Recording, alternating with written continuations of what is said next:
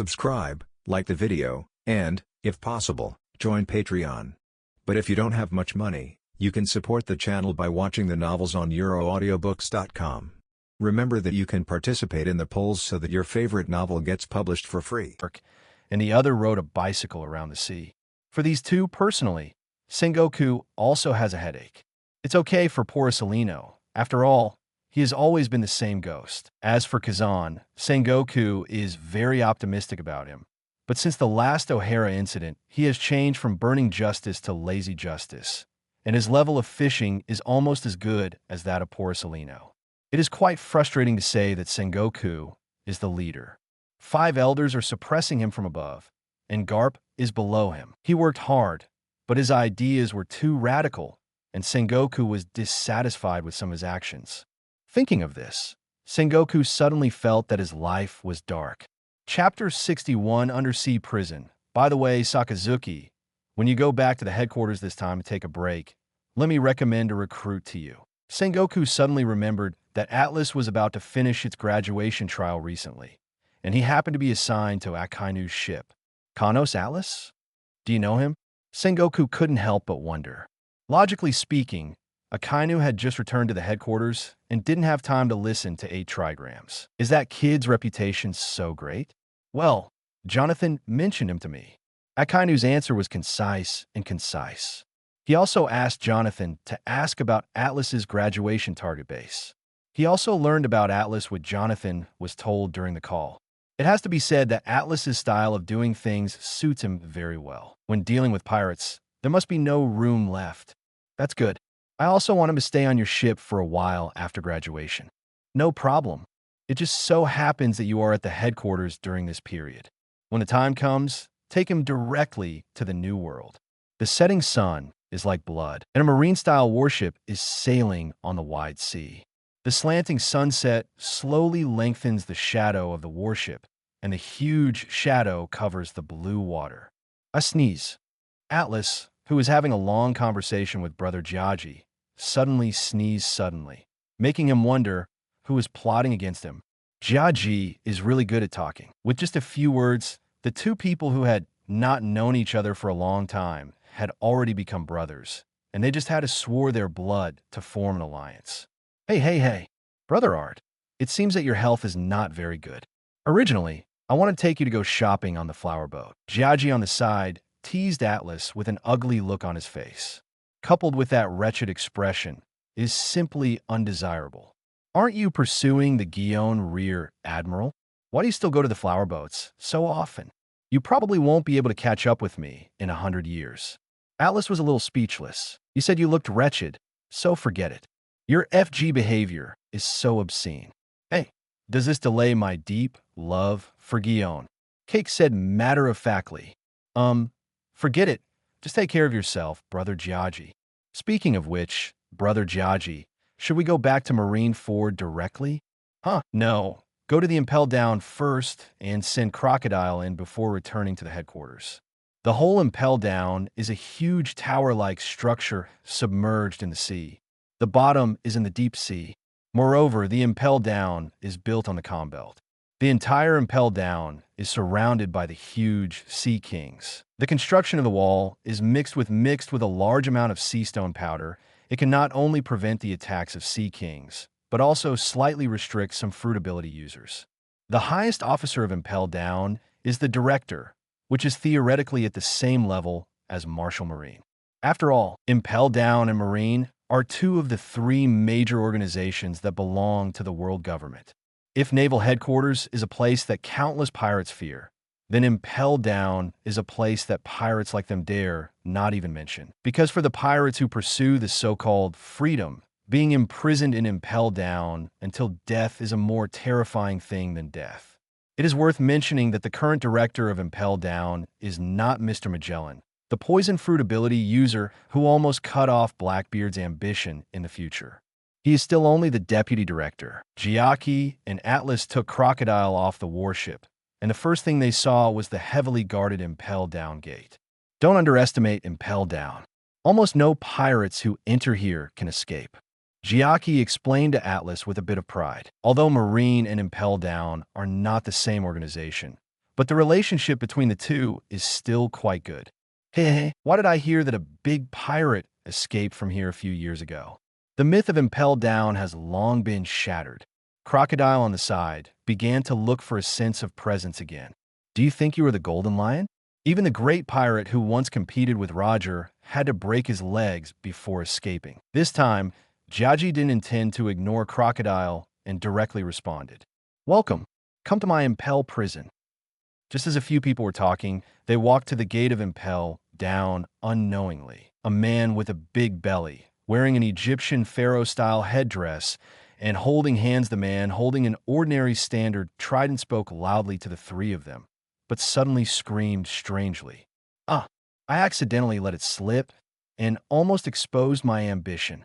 The man standing next to him, who looked a bit like Satan, held his stomach with an expression on his face and introduced helplessly, I am the deputy director of Impel Down Magellan, and this is the Warden Hannibal. Welcome, everyone. Hello, I'm Jiaji, and this person next to me is our new Marine Star Kano's Atlas.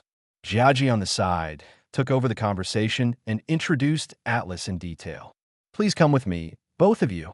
Let's imprison Crocodile in eternal hell first. Mr. Director is currently busy with official duties, so we will receive you two for the time being. Eternal hell? Atlas looked thoughtful. What level was Eternal hell on? Eternal hell is level 6 of Impel Prison. Those who can be imprisoned on this level are extremely vicious pirates. This Mr. Crocodile should feel honored. Seeing that Atlas seemed a little confused, the attentive Brother Jiaji on the side gave the answer very considerately. After entering Impel Down, Atlas kept looking at the surrounding environment. The entire prison environment was a bit dark. Almost every corner was covered with video phone bugs. There were people monitoring all the movements here at any time. As they moved, going deeper, there are many people crying in pain on almost every floor. Is there anyone? Can you let me out? I'll tell you where I hide the treasure. Whoever rescues me will give you half of it. Oh. No, I'll give it all to you. Let me out. I was wrong. Don't look at them shouting grievances here, but when they're outside, they are all very vicious pirates. Magellan frowned and explained to Atlas on the side. I'm deeply afraid that he is young and passionate and wants to bring justice to these guys. Don't worry, I'm not the kind of soft-hearted person. Atlas explained with a smile. Joking, there are not many pirates who can survive at his hands. Does he look like a soft-hearted person? Suddenly, a scream came from the shadows not far from Atlas, and then a tall man with a wide chin and a cigar in his mouth emerged from the darkness. Chapter 62, A Kind of Shiryu. Are you killing prisoners at will again? Magellan frowned as he looked at the man in front of him who was slowly wiping the blade. Obviously, Shiryu has tortured and killed prisoners more than once or twice, and Magellan is very dissatisfied with his behavior. Oh, I just killed a few bastards. There's no need to be so excited, Magellan. Shiryu said nonchalantly. He has never been bothered by killing some bastards. Such trivial matters as killing people have nothing to do with him. Psychological burden. Magellan was a little angry, but since it was difficult for Marine colleagues to be present, he had to hold back for the time being and introduced to Atlas and the others with a helpless expression. Shiryu of Rain. Impel Down Deputy Warden. Then he turned to Shiryu and introduced. These two are Rear Admiral and Marine Nova Atlas, swordsman. Before Magellan could finish the introduction, Shiryu of the Rain looked at third-generation Kitetsu on Atlas's waist. His cold eyes showed a slight fluctuation, and he raised a cold brow and said, Sparring and sparring?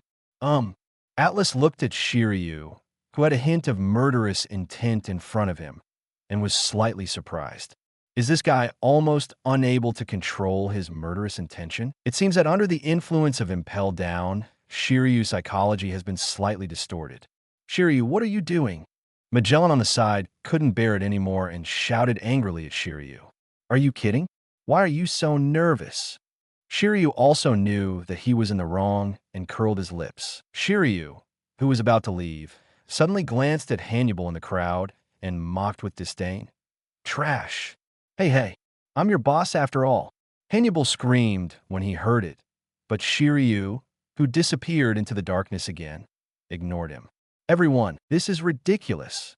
Looking at Hannibal and Shiryu, who were shouting and perverting, Magellan couldn't help but blush and said with some embarrassment, I understand. After all, living in Impel Down has to deal with all kinds of criminals, which will inevitably breed various personalities. At this time, our brother Jiaji echoed tactfully, which was almost like Magellan. In my heart, this is our Impel Down's unique giant elevator. With this, we can easily travel between floors. Our destination this time is the eternal hell on the 6th floor. After a while, several people took the giant elevator to the 6th floor. Unlike the previous prisoners, the prisoners here did not cry out and beg for mercy. They just drooped their eyes and calmly cast their gazes on Atlas and his group. Ordinary people would probably be under the pressure of this momentum. He was probably trembling. But Atlas has the will to become the strongest man in the world. Even if Conqueror's Haki has not yet awakened, his courage and will alone are worthy of anyone here. As for others, Magellan will be the Impel Down Director of Admiral in the future, Jiaji will also be the alternate Admiral in the future, and Hannibal, needless to say, this guy is already trembling with both legs. I am the Director of Impel Prison, Hannibal said a little harshly, and then defended, it seems that he accidentally exposed his ambition again. Atlas and the others ignored him as they had basically become immune to his weird behavior. After putting Crocodile in prison, Jiaji hurriedly left Impel Down with Atlas, declined Magellan's invitation to have dinner with them, and headed towards Marineford. Marineford, Impel Down, and Eni's lobby are in close proximity to each other, and the distance between them is not very far, so the warship successfully arrived at the naval headquarters not long after. Dong, dong, dong, dong. Please come in. Cake and Atlas opened the door and were stunned. Behind the desk was still the same Sengoku wearing frog glasses and a braided beard, but on the reception chair in front of the desk, there was an extra Sengoku wearing a cigar and wearing a cigar. A tall man wearing a marine hat. Sengoku Admiral. 2. A kind of vice admiral, 2. Crocodile has been successfully imprisoned in Impel Down. Seeing Atlas and Kaji, Sengoku stopped the conversation with Akainu in time and took the initiative to ask about the mission situation. Report to Sengoku Admiral. Prisoner Crocodile has been successfully imprisoned in Impel Prison. Very good, but do you know how much trouble you have caused me? Atlas brat. After casting an appreciative look at Kaki, Sengoku turned around and lectured Atlas with a straight face. You know, as soon as world government established the Shichibukai system, Marine arrested Crocodile without any conclusive evidence. This was a slap in the face of world government. Who knows how much he has endured from 5. Pressure from elders. However, you did a good job, Atlas. Sengoku, who had looked gloomy just now, instantly turned from anger to joy and praised Atlas greatly. This change of face really frightened Atlas. He was stunned for a while. You're flattered. This is what I should do. Atlas said humbly. Yes, it is Marine's duty to fight against pirates. Akainu, who was sitting on the chair, agreed, but then he frowned and a gust of iron-blooded wind suddenly came over him. Your biggest mistake this time is he didn't just take the opportunity to kill Crocodile. Atlas just smiled and didn't refute. If he really wanted to kill him, it wouldn't be Sengoku who was causing trouble for him. Okay, Atlas, you performed very well in this graduation assessment. This department has decided to commend you. The ceremony will be held in the next few days. You should be ready when the time comes. Also, regarding your whereabouts after graduation, what is your intention? Report to Sengoku Admiral. Everything will be subject to your arrangements. Very good. Then when the award is over, you can follow Akainu to the New World. Sengoku nodded and then stated the arrangement he had planned for a long time. Are you sure you want to go to the New World with me? The strong people there are like crucian carp crossing the river. This is not just a small trip in the paradise. If you don't pay attention, you will stay there forever. Akainu advised Atlas expressionlessly. The pirates in the paradise are too weak. I want to become the strongest man in the world. Of course, I have to keep Whitebeard alive first, waiting for me to knock him off the throne of the strongest in the world. Ha ha ha. Atlas didn't care, but grinned a little wildly. A hint of appreciation flashed in Akainu's eyes. Good faith and awareness. I heard that your strength is not bad. I would like to test whether you are qualified to board my ship. Chapter 63 Strength Marineford, Training Ground. Atlas and Akainu, who had undressed the Cloak of Justice, stood opposite each other. There were no other Marines around. Only Sengoku and Cake stood in the stands not far away. Previously in Sengoku's office, Akainu proposed to test Atlas's strength, which was immediately agreed by everyone present. Sengoku wanted to take a look at the progress of Atlas over so long, while Kaji simply wanted to see the excitement. After all, one was Marine's monster vice admiral, and the other was considered by Teacher Zephyr to be a promising candidate to catch up with San. Big Monsters Marine Nova. Are you a swordsman? Akainu looked at the third-generation Kitetsu on Atlas's waist and asked in a deep voice. So be it. Atlas shrugged and replied somewhat frivolously. It just so happens that I also have some rudimentary swordsmanship, so I can compete with you. But Atlas looked at Akainu and found no weapons or anything like that, and frowned in confusion. Akainu still had that paralyzed look on his face. How can a sword be such an inconvenient thing? As he spoke, smoke billowed from his hand, and the hot magma dripped onto the ground of the school grounds, leaving holes. A broad knife about 2 meters long appeared in Akainu's hand. The blade was entirely composed of hot magma. The rising temperature continues to scorch the surrounding air. Hateful. Let him pretend. Atlas looked at Akainu, who had an indifferent face and was holding a giant magma sword, and couldn't help but twitch the corner of his mouth, secretly complaining in his heart. Clang! Upon seeing this, Atlas also slowly pulled out third-generation Kitetsu from his waist, and the black and red armed color quickly wrapped around it, making this demon sword look even more demonic. Sengoku Admiral, get ready to rebuild the school grounds. Atlas shouted to Sengoku, who was not far away, and immediately made Sengoku, who was about to take some senbei to eat and watch the excitement, very angry. Before Atlas could get into position, Akainu came up with the knife and slashed at Atlas. Damn it. Akainu, you don't have martial ethics. Bump. Atlas hurriedly resisted, and the two swords collided. There was no crisp sound of gold and iron like ordinary swords, but instead gave people a dull feeling. Not bad power. Akainu commented.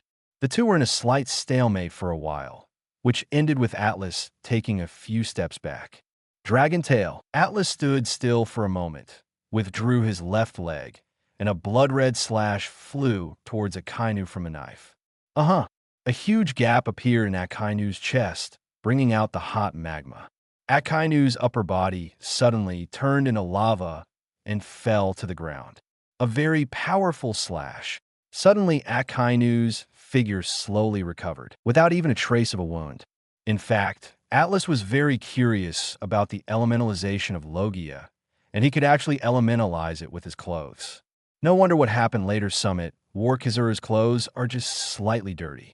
Thank you, Akainu Vice Admiral. As soon as Atlas finished speaking, Akainu's hands quickly turned into giant lava fists. A huge, explosive force burst out from his body, and the two huge fists just attacked Atlas blankly. Great eruption. Damn it. Wasn't that the sword duel we agreed on? Atlas was shocked, and the third-generation Kitetsu in his hand quickly slashed into the air. Idao Lu Cicada, Rain, climbing the tower. The dense slashes collided with the two huge lava fists. Boom!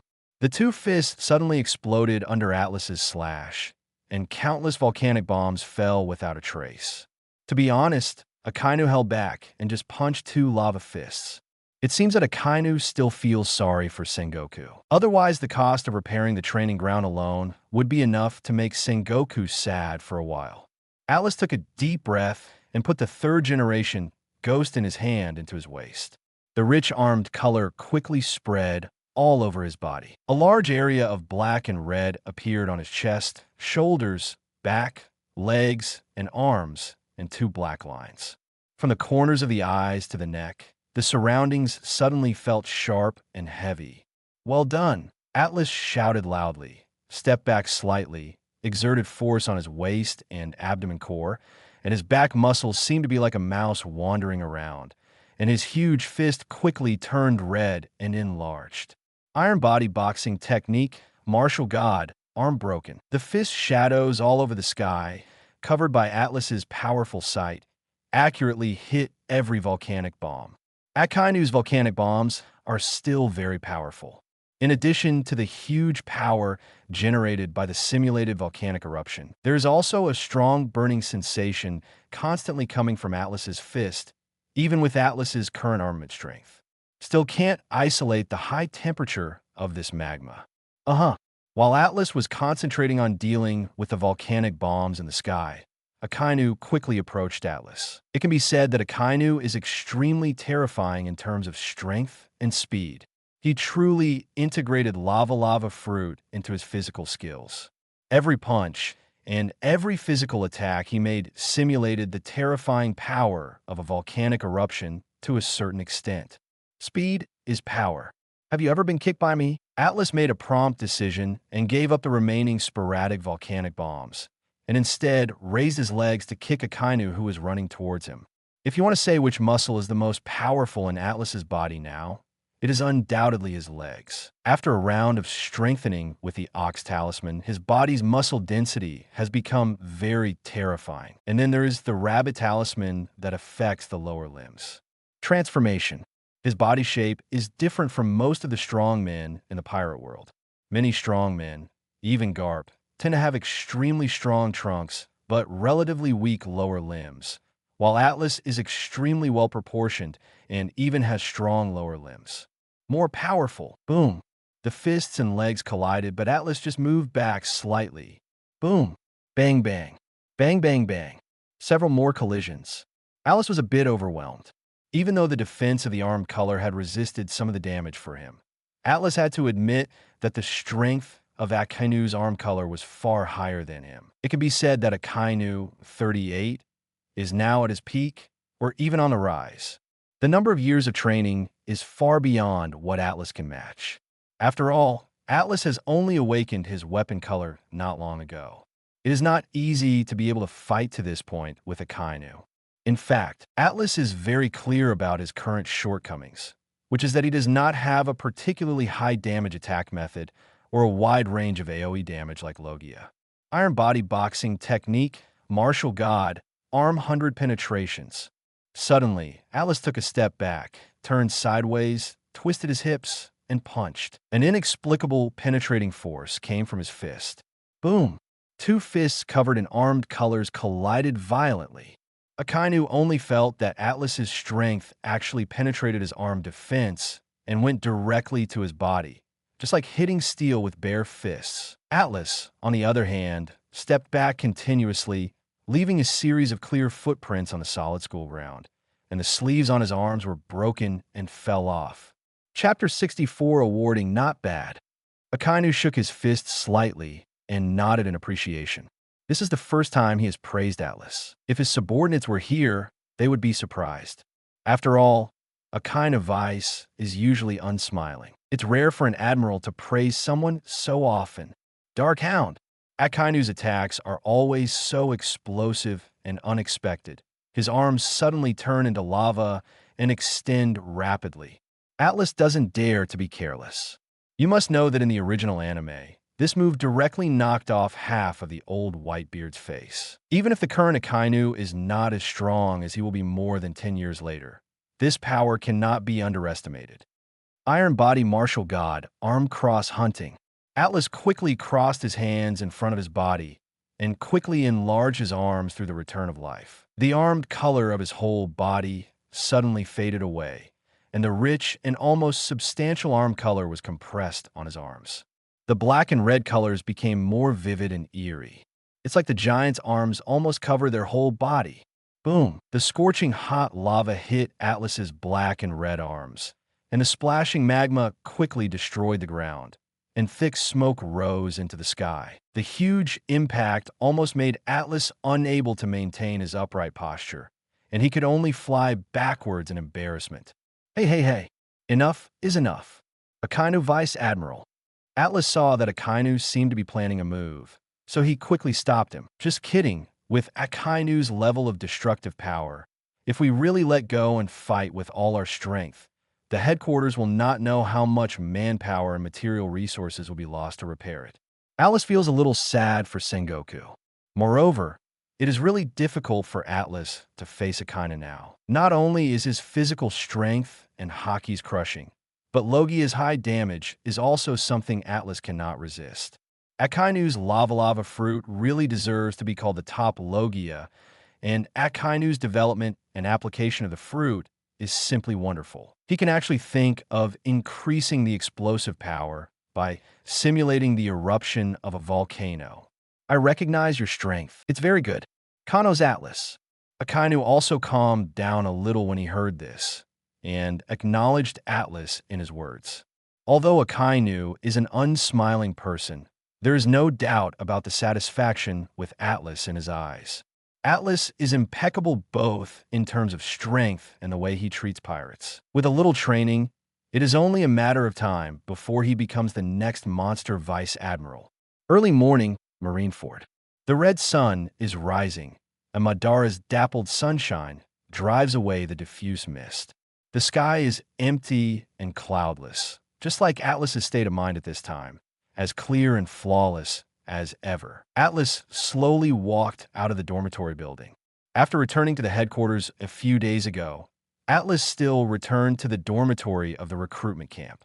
However, Smoker and the others must have gone on a mission with Teacher Zephyr, so Atlas was the only one in the dormitory for the time being. Lars is alone, and just as he expected, Razanani also applied for early graduation after he left. With his strength, he has not yet reached the standard for early graduation. He probably volunteered to apply to Sengoku after hearing about Doflamingo's evil deeds. Undercover. The awarding ceremony was held in the square in front of the headquarters building, opposite the crescent-shaped port. This can be said to be the most central location of Marineford. The later Summit War took place here, and the naval headquarters where the Golden Lion made a big fuss a few years ago was also captured here by Sengoku and Garp, and was finally thrown into the underwater prison.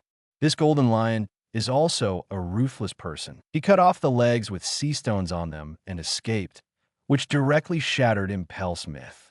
At this time, a lot of people had gathered in the square, but most of them were spectators. You know, Marineford not only has a large number of Marines stationed, but also many officers' families are placed in the family area behind the headquarters. This can be said to be the safest place in the world. Of course, Atlas was not the only one conferring honors today, but Atlas didn't know most of the other people on the stage, so he didn't need to say hello and walk straight to the stage. Under the gaze of countless blazing eyes, Atlas walked through the human wall and walked to the metal podium.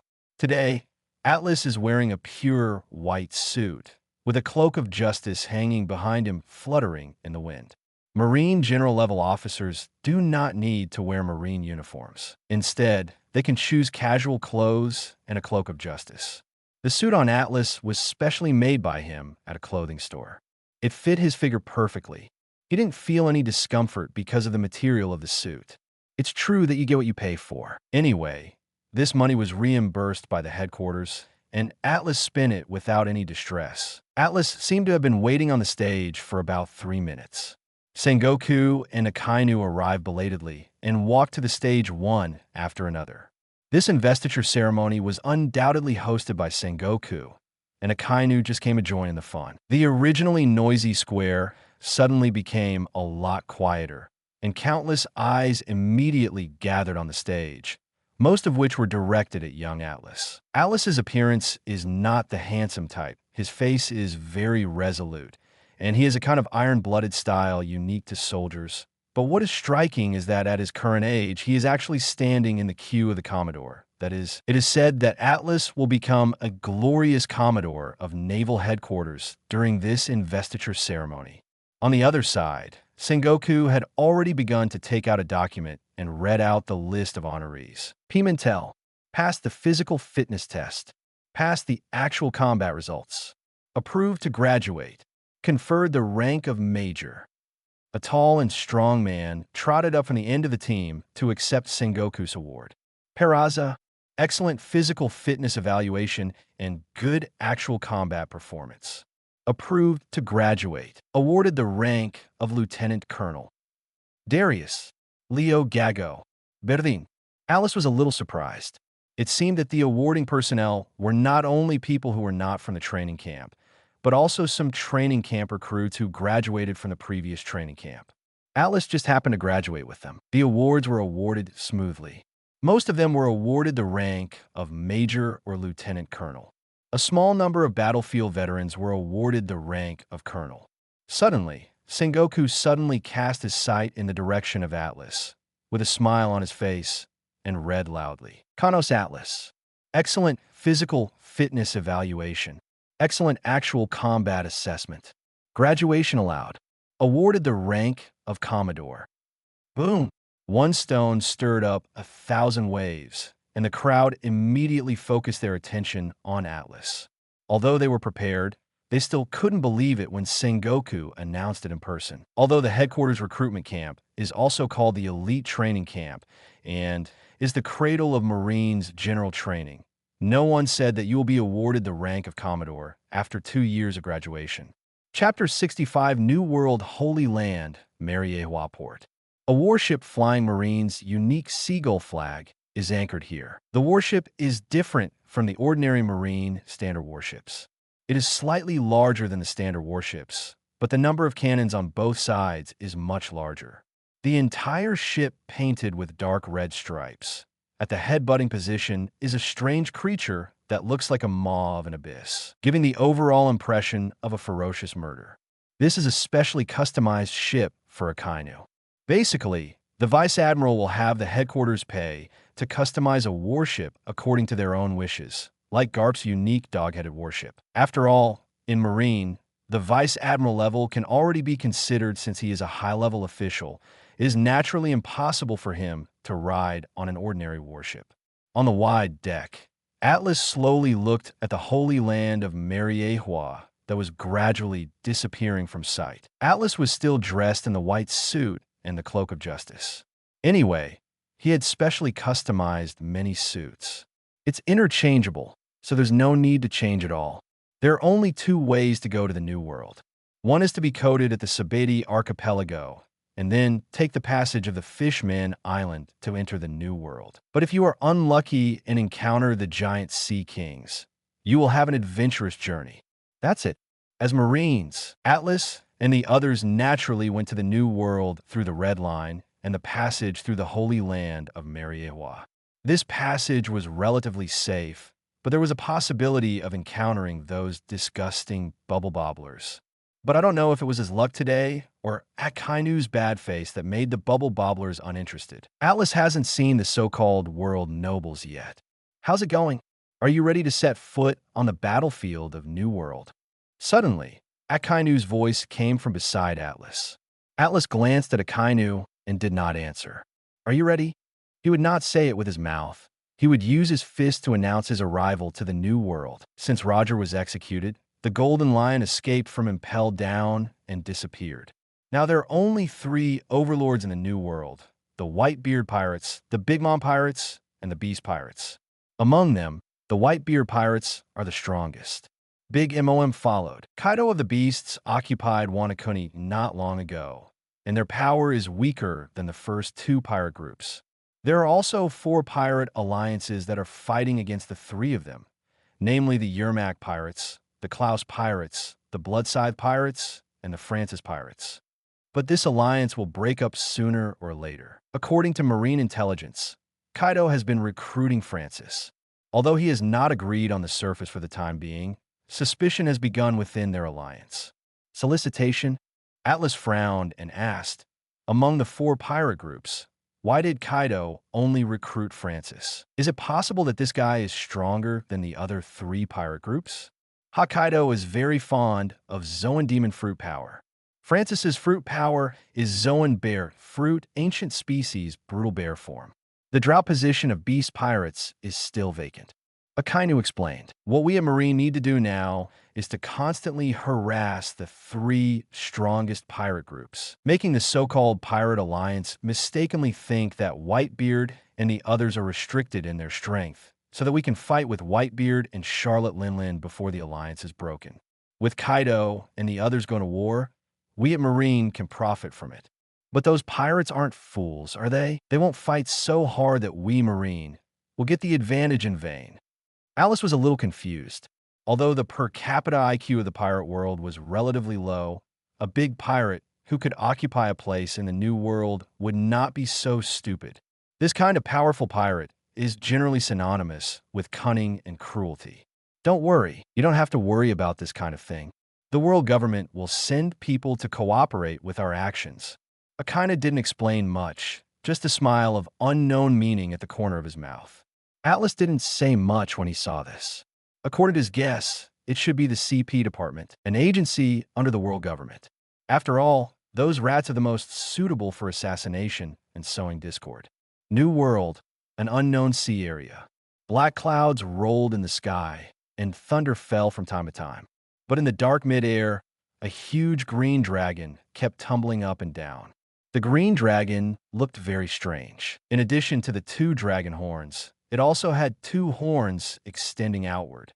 Its body was surrounded by flames, and its 4 claws were climbing on the clouds, rising in the sky and disappearing into the dark clouds. From time to time, several thunderbolts fell on the huge green dragon, leaving only a few deep white marks. A very human look of enjoyment appeared on the green dragon's ferocious face. As the blue dragon flew, the dark sky suddenly became clear. The clear sky was as clean as a mirror, as if the black clouds and thunder just now were all an illusion. This is the weird weather of the Grand Line. Suddenly, King Long's eyes lit up. A floating island appeared not far away, and it quickly soared up into the clouds. In fact, there are many sky islands in the pirate world. The legendary Golden Land of Yaga Island was also washed into the White Sea by special currents. A sky island is formed above it. After King Long landed on the island, his huge body suddenly shrank rapidly and turned into an extremely burly man. The man had black hair shawl, a pair of long horns, and a beard like a dragon's beard on his mouth. The upper body is naked, with a dragon scale-shaped tattoo on the left arm, an X-shaped scar on the right abdomen, a purple top hanging around the waist, 2 gold chains hanging from the hem of the top, and dark green wide pants on the lower body. Wearing a purple fluffy cape, he holds a mace with dense barbs in his hand, none other than the governor of Beast Pirates. Kaido. Ha ha. What a good place to commit suicide. Kaido, who had transformed into a human form, sat down on the small sky island, casually took out a huge wine gourd with a word printed on it from his waist, and then just sat there and drank heavily. Soon, Kaido stared blankly up at the dark wine gourd. A blush that couldn't be gone away appeared on his ferocious face. Hiccup, Kaido burped with satisfaction, climbed up from the ground with his shaky body, walked to the edge of Sky Island, and looked down, his eyes a little blurry. Hiccup, the height is just right, huh? Chapter 66, A Cute Girl Falls from the Sky New World Sea Area. A huge marine warship is sailing slowly on the sea. On the warship, Atlas is asking Sakazuki for tips on how to expose the weapon.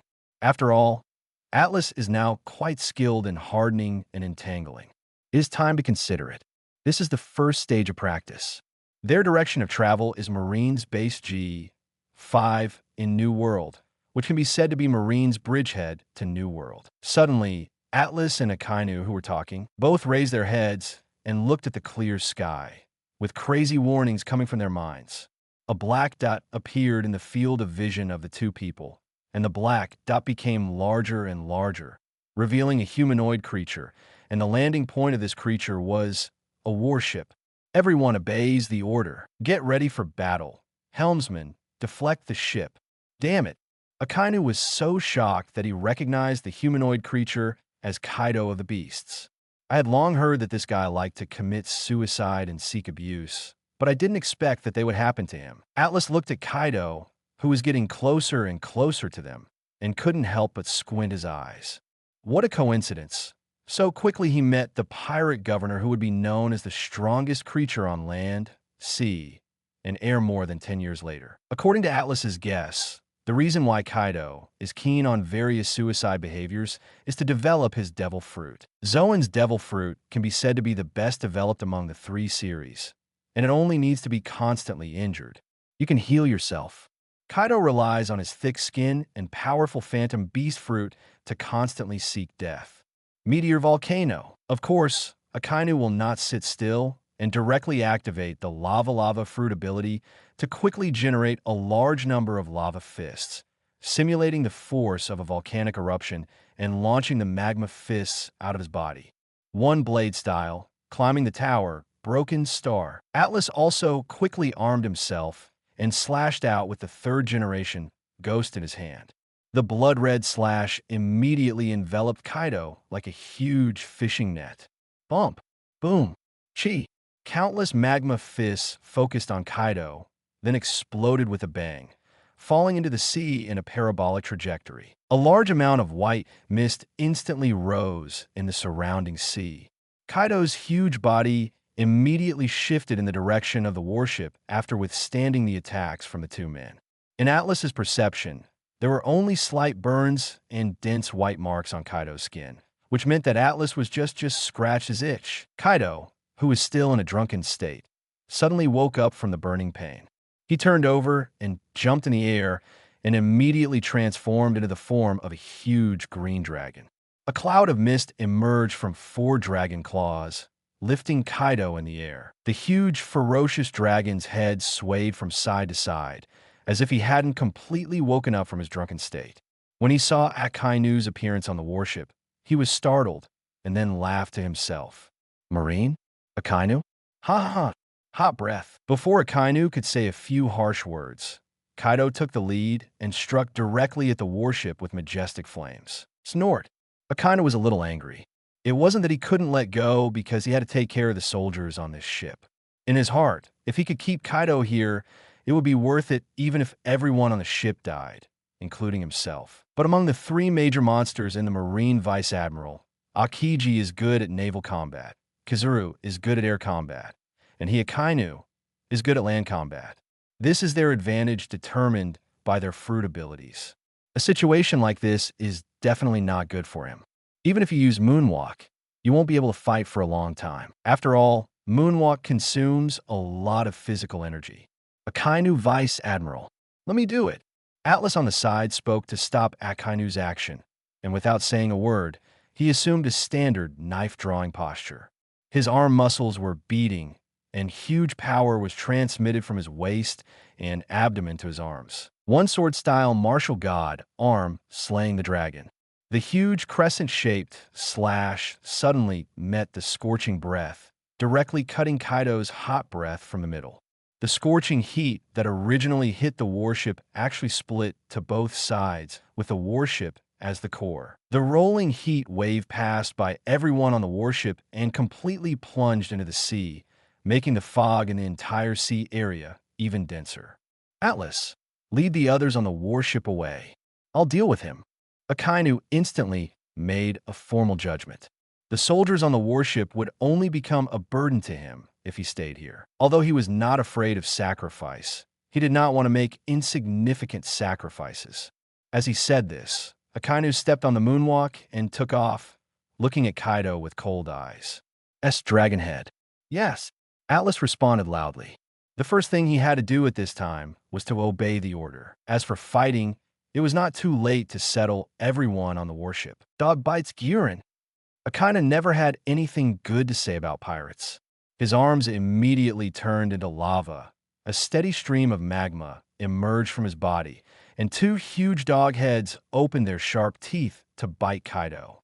Bad wind. Kaido opened his mouth and spit out, and a large number of wind blades were like the slashes of a sickle and weasel, cutting the lava dog's head wildly, and a large amount of lava fell from the air. Razor. This is a fusion move of Moonwalk and Shave, which allows Akainu to move continuously and quickly in the air. Almost instantly, Akainu ducked in front of Kaido, and his hands were suddenly covered with armor. Dark armor suddenly appeared on his arms. The blood flowed rapidly, as if a volcanic eruption was brewing within the body.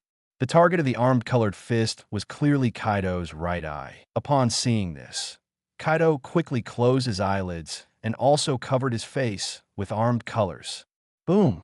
With a muffled sound all over his body. Akainu's armed color directly penetrated Kaido's defense and hit his eyeball. Even the powerful defense of the Phantom Beast species could not withstand the fragility of the eyeball. Kaido only felt a soreness in his eyeball, a black eye in his right eye, and his bodysome couldn't hold it steady and almost fell into the sea. A whole marine, Kaido was a little angry and directly transformed into the dragon form. Although the blue dragon form is very powerful and has the ability to fly, its body is too big and the impact area is too wide, so it can easily be used as a target by strong people at the same level. Thunder 8 trigrams. Kaido pulled out the mace he carried with him, and strong lightning instantly wrapped around him, and the huge club was danced so fast that there was almost no afterimage. Dark Hound. Akainu's lava arms quickly extended and met Kaido's mace. Buzz. The strong impact spreads out in all directions where the two come into contact. Akainu. Kulme. Kill lousy. Ha ha ha. Kaido's smile was a bit crazy, and he yelled at Akainu with his teeth grinning. Oomph. Evil pirate. Akainu was not to be outdone, and raised his fist to attack Kaido again. Both of them were monsters among monsters, but Kaido's fish fruit, Phantom Beast Species, and Blue Dragon form were simply bugs in the world of pirates. They would not survive if they fell into the sea. Drown. Moreover, the skin was rough and the meat was thick, so Akainu still suffered a lot. Atlas, who had already sailed the warship away from the battle area in the distance, quietly used Moonwalk to get behind Kaido. Chapter 67 Armed Color. Put outside, Iron Body Boxing Arms Chaos. Atlas has long since transformed into a 2-meter fighting form, with a rich armament wrapped around his body, and mysterious lines winding around his body. With the development of Life Return and the deepening of Haki's training, Atlas has become more interested in this. The level of development of one form is already very high. The fish shadows all over the sky attacked Kaido's back, but Kaido didn't care at all. Although his sight had already spotted Atlas behind him, Atlas's fists were more powerful to him than Akainu's attack in front of him. It's just an itch for my body. Bang, bang, bang. Atlas armor-colored fists hit Kaido's back intensively, making a dull impact. Kid, you did a good job with the massage. You gave Lousy some exercise. Ha ha. Kaido turned to face Atlas and smiled ferociously, as sarcastically as possible. Yeah. Atlas curled his lips and drew out 3rd-generation Kitetsu, armed with color entanglement. One-sword-style martial god, arm, slaying the dragon. The 2 slashes struck Kaido in the shape of an X. Of course, Akainu on the other side would not miss this opportunity and hit Kaido's face with a Dark Hound. Kaido was as reckless as ever. He didn't want to face Dark Hound. Even if he didn't rely on face to earn a living, he didn't want to be disfigured, so he chose to ignore Atlas's slashing and focus on dealing with Akainu. Laugh. The huge blood-red slash actually broke through Kaido's thick scales, leaving 2 shallow bloodlines, but they disappeared immediately. It seems that the current Kaido has not reached the terrifying defense that it would be more than 10 years later. You must know that this is a superhuman shield that the 5th Emperor can only reach the level of sobering up with all his strength. Damn ants! Although Atlas's slash did not cause much damage to him, the mighty New World Overlord was actually breached by a Marine brat. Kaido, who had always been a face-saving man, couldn't help but feel a little annoyed.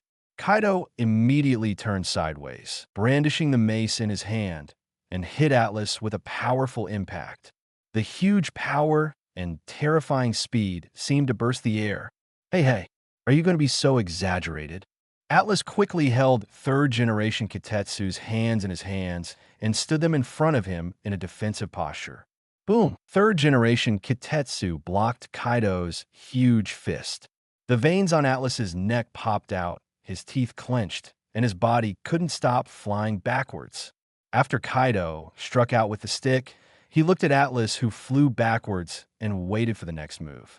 However, Akainu could not let him get what he wanted. The giant fist turned into lava and hit Kaido with a bang. The sharply rising temperature almost made the air it's all going to boil. Boom! Kaido had no choice but to cover his body with armor and use his body to hold Akainu's fist. At the same time, his head quickly turned into a huge dragon head, and when he opened his mouth, several hot breaths spurted out. Sizzle! Akainu directly turned into an element, and the heat breath and magma fought wildly. Countless flames and magma fell into the sea water, and the temperature of the surrounding sea area increased a lot. Call out! Atlas, who was knocked away by Kaido's stick, also quickly came from a distance. He thought that a battle of this level would be of great benefit to his strength. Where would he usually have such a great opportunity to have a top-notch combat power? To contain another top combat force, Atlas only needs to harass him occasionally. Kaido! Return of life martial godbody. Atlas' body flying in midair suddenly expanded. His height grew rapidly, and he quickly turned into a 5-meter-tall little giant. The lines on his face became more clearly visible, and the surging power in his body was almost uncontrollable. Ooh-ha-ha-ha! Interesting kid. Kaido looked at Atlas when he heard the sound. He was stunned by the drastic change in appearance, and then laughed wildly. Marine brat, do you want to come hang out with Lousy? Lousy will leave the location of the drought to you. Ha ha ha. It's really exciting, but unfortunately, I refuse. Oh, what a pity. I can only let you die. Thunder, 8 trigrams. A huge sound of wind and thunder sounded. The violent thunder wrapped around the mace, and the heart-stopping aura constantly reminded Atlas of the great power of this attack. Boom! The fists and sticks connected, and the two huge forces collided with each other. At that moment, Atlas was in a stalemate with Kaido's thundering 8 trigrams, but then he was knocked away again. Atlas felt like he was being launched. Like a cannonball, it fell to the distant sea in an almost perfect parabola. Of course, Kaido will definitely accept Akainu's backstab from justice at this time. Akainu has always used all possible means to deal with pirates. As long as he can win, there is no despicable means. For example, Kaido looks very bold on the surface. He is either looking for death or on the way to death every day. That is because he knows that no one can kill him, otherwise this guy can run faster than anyone else. Kazuki Oden is a good example. What an annoying little bug. Kaido was a little irritated. On one side was Akainu, who was restraining him. On the other side, the marine guy was like a candy. He was immune to death no matter how hard he hit him. Instead, Akainu always took the opportunity to punch him a few times. Jiang Sanshur Inai Luo. Kaido suddenly floated up, and the huge mace began to rotate at high speed. Conqueror's haki quickly wrapped around him, and black and red lightning continued to emerge. With his superiority, he sent the club directly in front of Akainu. Dog bites Girin. The ferocious lava dog had appeared instantly, opening its huge mouth that seemed to lead to the abyss and biting Kaido's mace. Suddenly, with the two as the center, the surrounding water mist suddenly spread out, as if something terrible had happened. Boom! A huge roar spread, and even Atlas, who received Kaido's Thunder 8 trigrams in the distance, was shaken by the huge momentum. Bang, bang, bang! The sound of fierce melee fighting sounded. Akainu and Kaido abandoned the duel with fruit abilities and directly engaged in a fist-to-flesh physical confrontation. In this way, the two physical monsters continued to fight in the air for a day and a night, and Atlas would also fight from time to time. I went up to the ground to give Kaido a few blows, but every time he was knocked away by Kaido's stick. But with the blessing of the 3 major talismans, Atlas continued to greet Kaido like a normal person. At first, Kaido was surprised by the terrifying resilience and physical strength of the marine kid in front of him, but now he looked numb. As Atlas continued to fight with Kaido, he felt that his physique and digestion of the rabbit spell were improving rapidly. Now he was like a sponge, constantly absorbing water and expanding, and what surprised him the most? Yes, his weapon color can now be released. Chapter 68, Escape Bang Bang. Laugh. In the mist-filled sea, a sense of mystery surrounds the surroundings. A huge creature that can be called a burly creature and 2 figures one large and one small, are fighting with each other. Kaido's whole body was covered with burnt marks, purple thunder was wrapped around his body, and his huge dragon head breathed out hot breath from time to time. With the blessing of conquerors, the armor-colored Hachiji carried a shocking power every time he waved it. If someone with a weak will is present, he will foam at the mouth and fall into the sea just by suppressing his courage. Akainu and Atlas were in tandem, flanking Kaido. Akainu kept his arms turned into giant lava and seemed to have terrifying explosive power brewing in his body, attacking Kaido from time to time with Dark Hound. Atlas, on the other hand, is covered in armed colors, and his body has shrunk to about 2 meters. The armed colors all over his body are darker. The black lines at the corners of his eyes are slightly curled, extending to his forehead, and his arms are strangely swollen. Because the punch was thrown so fast, it caused a lot of sparks in the air. Kaido was annoyed by Atlas's harassment. He shouted and turned around to swing, but he only hit a group of afterimages. Atlas's 2-meter body was extremely fast, and he kept turning around in the air with great flexibility. Atlas is now almost nervous, and his SX appeal has reached the ultimate state. Although he is restrained by Akainu, Atlas still dare not take Kaido's king addiction lightly. Although Kaido's conqueror's entanglement didn't seem to be very skillful in using it, Atlas's mind was inevitably dazed for a few times when he was hit by it from time to time. Dark Hound. Another Dark Hound was printed on Kaido's chest, instantly beating Kaido to pieces, but he recovered at a speed visible to the naked eye. This scene happened countless times during the day and night of the battle. Zoan's ability awakening is extremely terrifying, not to mention that Kaido's fish fruit is the awakening of a stronger Phantom Beast species. What drives Kaido crazy the most is that Atlas feels like a Zoan fruit awakener.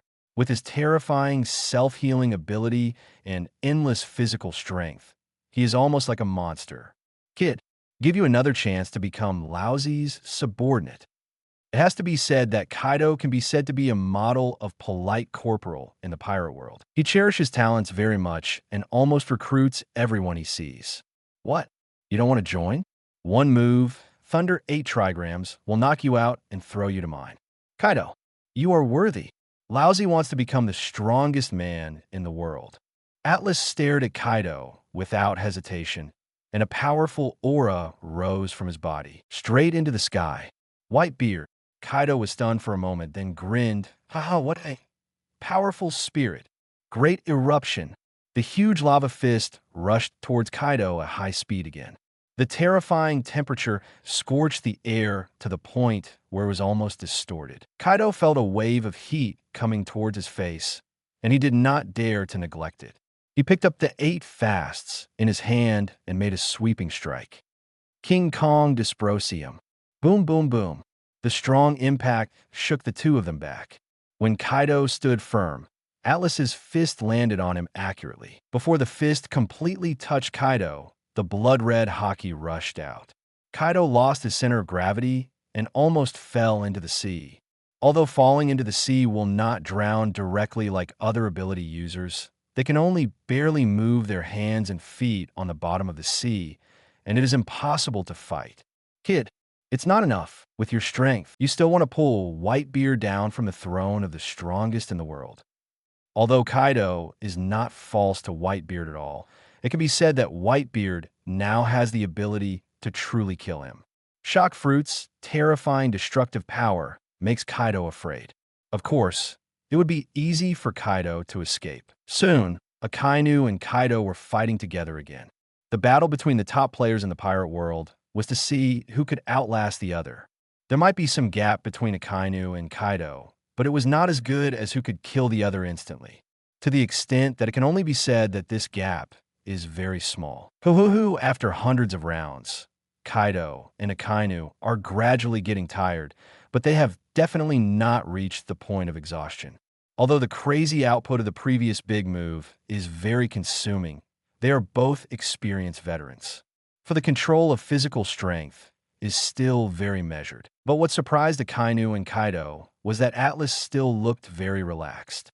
After this battle, although Atlas was not the main combat force, He had taken countless attacks from Kaido, so the physical consumption is not less than that of the two of them. It's just that their auras are constantly rising. It's a bit scary that they don't even consume much physical strength. Fist Bone Meteorite. Suddenly, a huge cannonball struck from below the three of them, and the target was Kaido, who was standing in the sky. Garp? Kaido was a little surprised. Unexpectedly, Garp came to support him. It was probably the soldiers on the Akaina ship who asked Garp for help through the phone bug. Kaido directly transformed into the form of a huge green dragon, soared into the clouds with 4 claws, breathed out a hot breath downward, and then soared into the air, and left, disappearing into the clouds. Kaido is very shrewd. If Garp participates in the battle, the situation will be one-sided. He may really fall into the hands of Marine. This is the main stage of the new world hegemony. If he is captured by Marine, it will be a big trouble. Well, maybe even after escaping from his hometown, he would be taken away.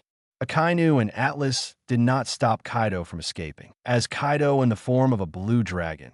If he wanted to escape, no one could stop him. Ha ha! Atlas brat, I haven't seen my strength grow so fast in a few years. When Akainu and Atlas landed on Garp's ship on the moonwalk, Garp immediately stepped forward and slapped Atlas on the shoulder crazily. He kept chewing donuts in his mouth, holding on to his hands. Almost all the grease was wiped onto Atlas's broken cloak of justice. Aha!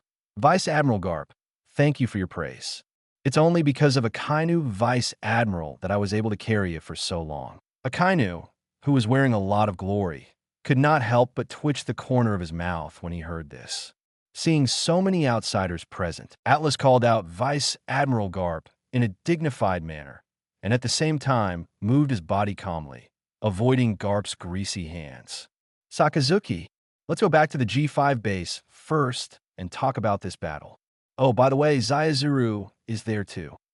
Garp turned to Akainu and said, now, the commander of G5 base is Garp. He can be said to be the commander-in-chief of this new world operation.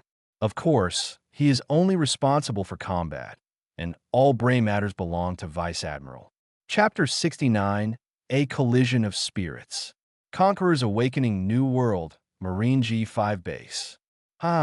Good job, kid. It seems your practice has not fallen behind. Garp rubbed his itchy iron fist, as if he wanted Atlas to feel his fist love. Thank you, Vice Admiral Garp, for the compliment. I'm still far away from it, Atlas said with a smile, pretending not to notice Garp's eagerness. Okay, Garp, sit down. Stop making trouble. Vice Admiral, the crane on the side, saw that Garp was trying to cause trouble again and quickly stopped her. Among everyone present, she was the only one who could cure Garp. I just want to give some advice on Atlas kid's practice. After hearing this, Garp honestly found a place to sit down and scratched his head in embarrassment. Okay, if you really want to fight, you can fight with that guy Whitebeard later. Crane Vice Admiral finally said the purpose of calling everyone here today. Looking around, this small office is home to almost half of Marine's New World force. Garp, Akainu, Tsu, Vice Admiral, Atlas, Cake and Gion are expected to arrive soon. Whitebeard. Alice was slightly excited. Of course, it was not because he admired Whitebeard, but because that man was the person he wanted to defeat in the future. Whitebeard is now at his peak, even if he will gradually age after more than 10 years. He is also the strongest man in the world. Okay, let's get ready now and target the Whitebeard pirates. Akainu has always been a resolute person, and he is naturally on the front line when it comes to eradicating pirates. The huge Moby DK is moored quietly on the sea, and behind are ships of various sizes, which are the pirate groups following Whitebeard. Whitebeard is standing on the whale bow of the Moby DK, holding the supreme sharp knife. Song Yunki, with a white captain's cloak draped behind his back, and his long blonde hair hanging down naturally. Hey, Garp, do you want to taste the lousy fist today? Whitebeard, I can no longer hold back my loving iron fist. Naturally, Garp was not to be outdone. He and Whitebeard had been old enemies for a long time. In the old days, although Garp often chased Roger around the world, he had to deal with Whitebeard not many times. Hey, Whitebeard! At this moment, Atlas on the warship stood forward and shouted to Whitebeard.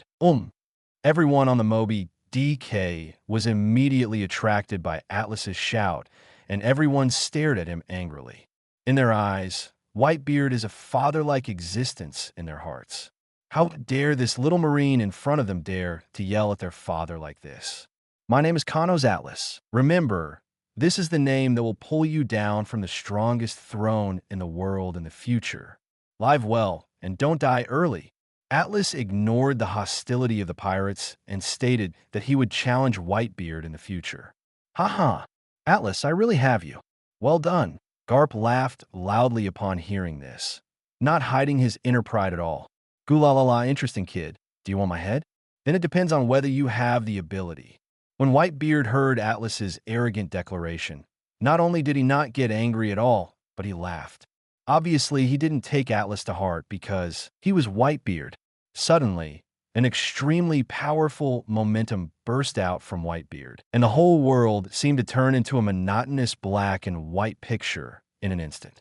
Black and red lightning flashed in the air continuously, and a strong mental shock made everyone present feel like their heads were hit hard by a hammer. The ground hit the back of the head, and the weaker or weak-willed Marines fell to the ground like dumplings. However, Garp and others seemed to be completely unaffected by Whitebeard conquerors, and Atlas felt that Whitebeard was targeting him, and a terrifying pressure hung on him, which was much stronger than Kaido's conquerors. Even conquerors wants me to submit. I am the man who wants to challenge Whitebeard. Get out of here, lousy. The thought of not giving in flashed in Atlas's mind. This was a contest of courage. He knew that if he fell here, he would never have a chance to challenge Whitebeard. Click! Suddenly, Atlas felt something shatter in his mind, and a strong breath burst out of his body. Conquerors belonging to Atlas awaken. In an instant, the situation changed, and a strong haki emerged from Atlas, almost covering everyone present without any distinction. Some of the pirates who were still struggling, including Marine and Whitebeard, who were watching the fun, suddenly became angry. It fell straight down like a domino. Conquerors, who originally had Whitebeard rushing towards him, was in a stalemate with Atlas in just a few seconds, but was soon forced back into his body. Ha ha ha, you really surprised me. Garp and the others shrank their pupils, and then burst into laughter. Conquerors of this level are really rare. GLA la la la, nice kid. There's a guy like you in Marine. Please be my son. Whitebeard was also a little surprised, and then tried to recruit Atlas. Of course, this was not because he was afraid of Atlas, but because he truly admired him. Hey, Whitebeard, don't think we don't exist. Garp said with some dissatisfaction when he saw Whitebeard actually soliciting Atlas in front of one of their Marines. Jinjin Tsunami. Whitebeard stood upright and raised his right hand. A white ball of light formed on his hand and slammed into the air. The entire space shattered like a mirror. Countless cracks appeared visible to the naked eye. The sea surface suddenly rose to a height of hundreds of meters. The huge waves almost swallowed Marine's warship instantly. Gullit, not knowing who it was, he swallowed with some fear. Tension instantly spread on the warship. Marine, who had never participated in the battle with Whitebeard, couldn't help but feel a little frightened. She swallowed her saliva crazily and muttered to herself absent-mindedly. Is this the power of the world's strongest man? Whitebeard's shock fruit is worthy of being the strongest Paramecia's devil fruit, and every move is as powerful as a natural disaster. This fruit was developed to ultimate in Whitebeard's hands. Wash Mirror. Crane Vice Admiral was unhurried, raised one hand forward, and activated his fruit ability. The originally huge waves suddenly died down like a tamed hunting dog. The roaring sea surface was like a smooth mirror, making it difficult to create waves again. Survived. Oh, the huge waves that were 100 meters high actually calmed down in an instant. It felt like a dream, as expected of the chief staff officer of our headquarters. Vice Admiral Crane. Groups of Marines cheered happily after the disaster, and at the same time felt reassured by the strong combat power on their side. Gulalala, you are still so strong, Crane. Chapter 70 Battle against Josie, Whitebeard. Are you ready to die here today? Meteor volcano. Akainu's arms quickly turned into huge lava, and a large number of lava fists were launched towards the pirates on the Moby DK. Whitebeard still stood upright at the bow of the ship holding the Tsung Yunki, his expression unchanged. Kinginyan. Suddenly, Marco, dressed as a young and dangerous boy, flew out. Countless phoenix tail feathers condensed in his hands, and then turned into a large number of flaming fists and collided with Akainu's meteor volcano. Gorgeous red and blue fireworks exploded in the clear sky. Blooming, Marco turned to look at all the Marines and said with a smile on his lips, "How can you? Let you disturb our king as soon as you come up." GLA la la la. Little kid playing with lava. Do you want to light some candles on the birthday cake? Akainu snorted and did not answer. Ha ha. Whitebeard. Bullying juniors is not a good habit. Garp stepped on Moonwalk, raised his iron fist in the air, and was about to hit Whitebeard. Grr. That's the end of the warm-up, Garp. Whitebeard waved the huge cloud cutter in his hand, activated his shock fruit ability, and collided with Garp's iron fist. Boom. Boom. Terrifying roars kept coming from the chaotic battlefield. The rolling waves and violent crashes all told the intensity of this battle. Whitebeard and Garp kept colliding, almost tearing the sky apart with a momentum that made the surroundings. The personnel did not dare to come even close. On the other side, Sakazuki fought 1 against 2 with Marco and Bista. To say that Marco's ability was purely a rip-off, the ability given to him by the Phantom Beast Phoenix gave him the ability to continue fighting. Although his strength was it has not reached the level where I can touch Admiral in a short period of time, more than 10 years later. In fact, the gap in the combat power of the Whitebeard pirates is quite serious. Marco and others have not yet reached their peak, but Whitebeard is already showing signs of decline. Only Diamond, Josie, and Marco are at the same level. The other captains, there is still a lot of difference in strength. It can be said that the strength of the Marine and Whitebeard pirates on the battlefield are actually about the same, and neither of them could do anything about the other. If Guion and Cake come after a while, the situation will be different. Atlas kept wandering around the battlefield, reaping the heads of pirates one after another. Suddenly, a fat black man who was fighting back and forth with an ordinary Marine major appeared in his sight. Atlas' eyes lit up immediately, and he walked towards Blackbeard's direction. "Hey, Marine kid, Lousy has been paying attention to you for a long time." At this moment, a dark-skinned, eyebrowless man wearing armor, with his chest exposed, stood in front of Atlas. It was none other than Diamond Josie, the captain of the 3rd Division of the Whitebeard Pirates. Shining Fruit Power User. Atlas looked at the burly man in front of him, and a look of solemnity appeared on his face. In terms of pure physical strength, he was indeed a little worse than Josie now, but he was not afraid at all with the talisman around him. As he continued to use the power of the talisman, he found that her understanding of the talisman was still too superficial. As he continued to become stronger, the horror of the talisman was revealed bit by bit. Thinking about it, the talisman has no expressive power at all in the hands of the Holy Master and others. His current situation is like the power of the talisman being constantly resurrected in his body. Shine crashed. Seeing that Atlas didn't answer, Josie's arm was quickly covered with a layer of shining diamonds, shining brightly under the sunlight, and then he rushed straight towards Atlas's body. Iron body, armed Komu. Danger. A heavy impact echoed through the sky. Atlas rubbed his aching chest. Well, he was injured but not completely injured. With the powerful healing ability of the horse talisman, he could completely ignore this injury. He is indeed a man who dares to challenge his father. He really has 2 brushes. Josie looked at Atlas, who was unharmed, and couldn't help but narrowed his eyes and said in a deep voice, "Diamond Josie, I heard that you are a sullen person. Why are you talking so much today?" When Kiatsi heard this, he almost fell to the ground. What? He's Diamond Joe, and he's sullen. Are you kidding me? He just doesn't like to talk much. What the hell are you talking about, you little brat? In anger, Josie covered his big diamond arm with a layer of armor and suddenly punched Atlas a hole. "Let you taste my fist, Diamond Josie." Huh.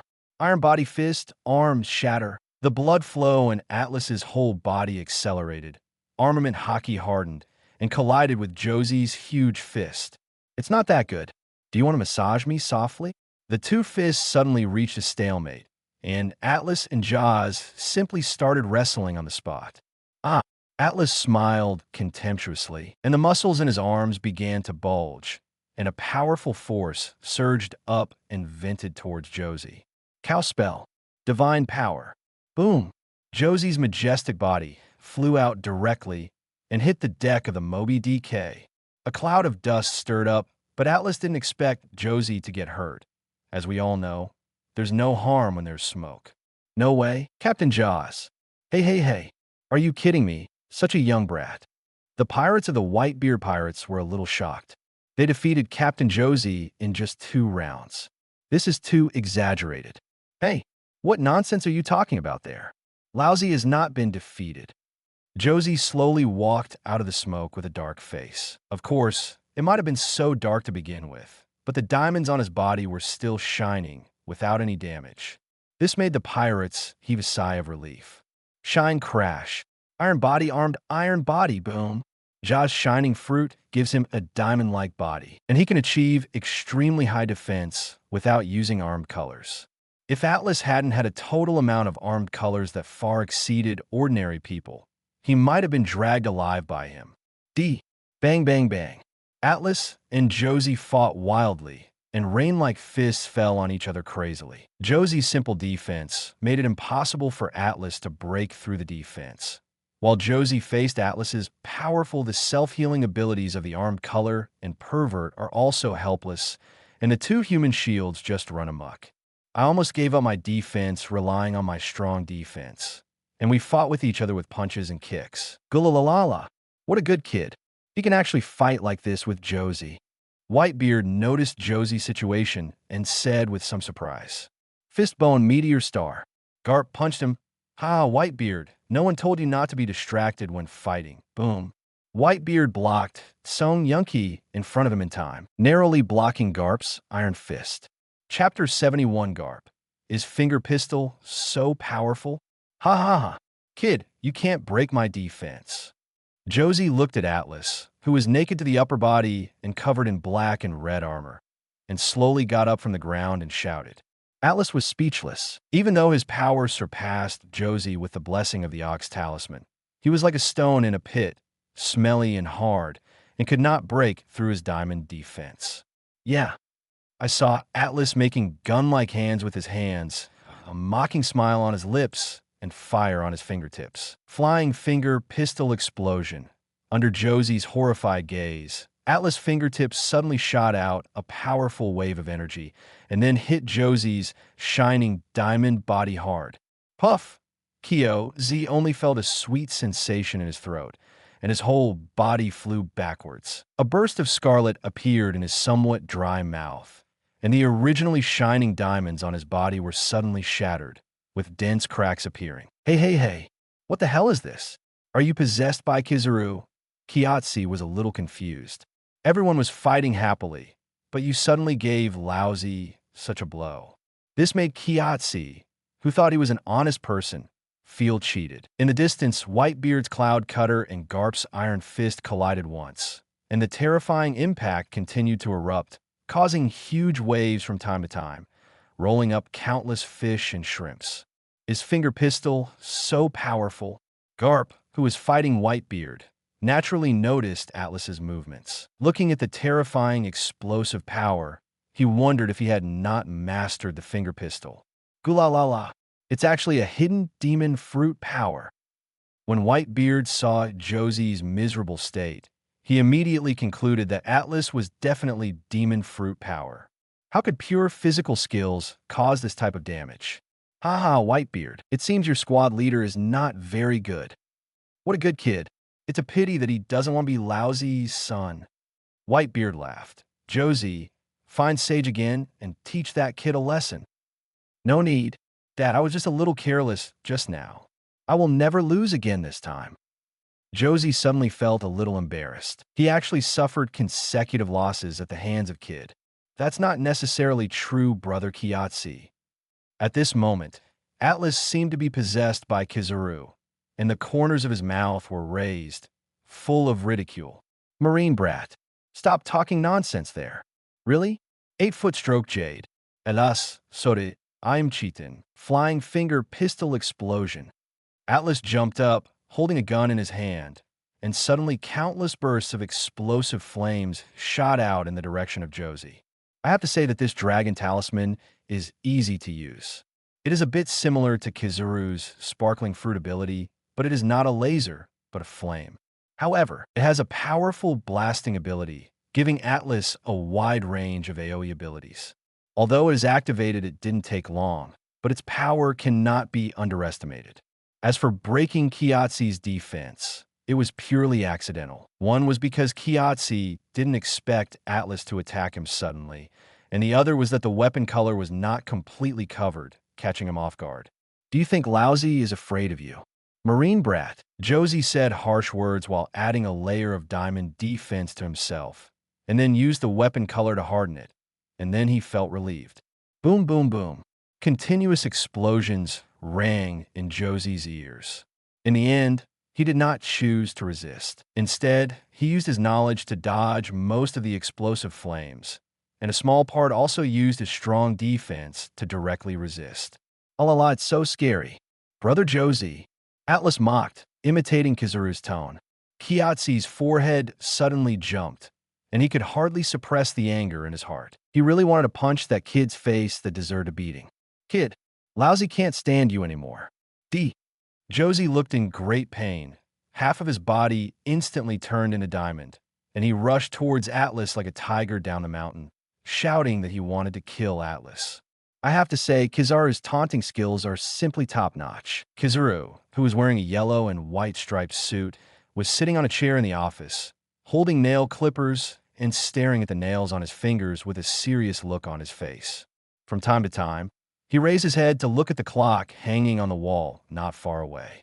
I sneezed. Suddenly, Kizaru, who had a wretched look on his face, sneezed violently.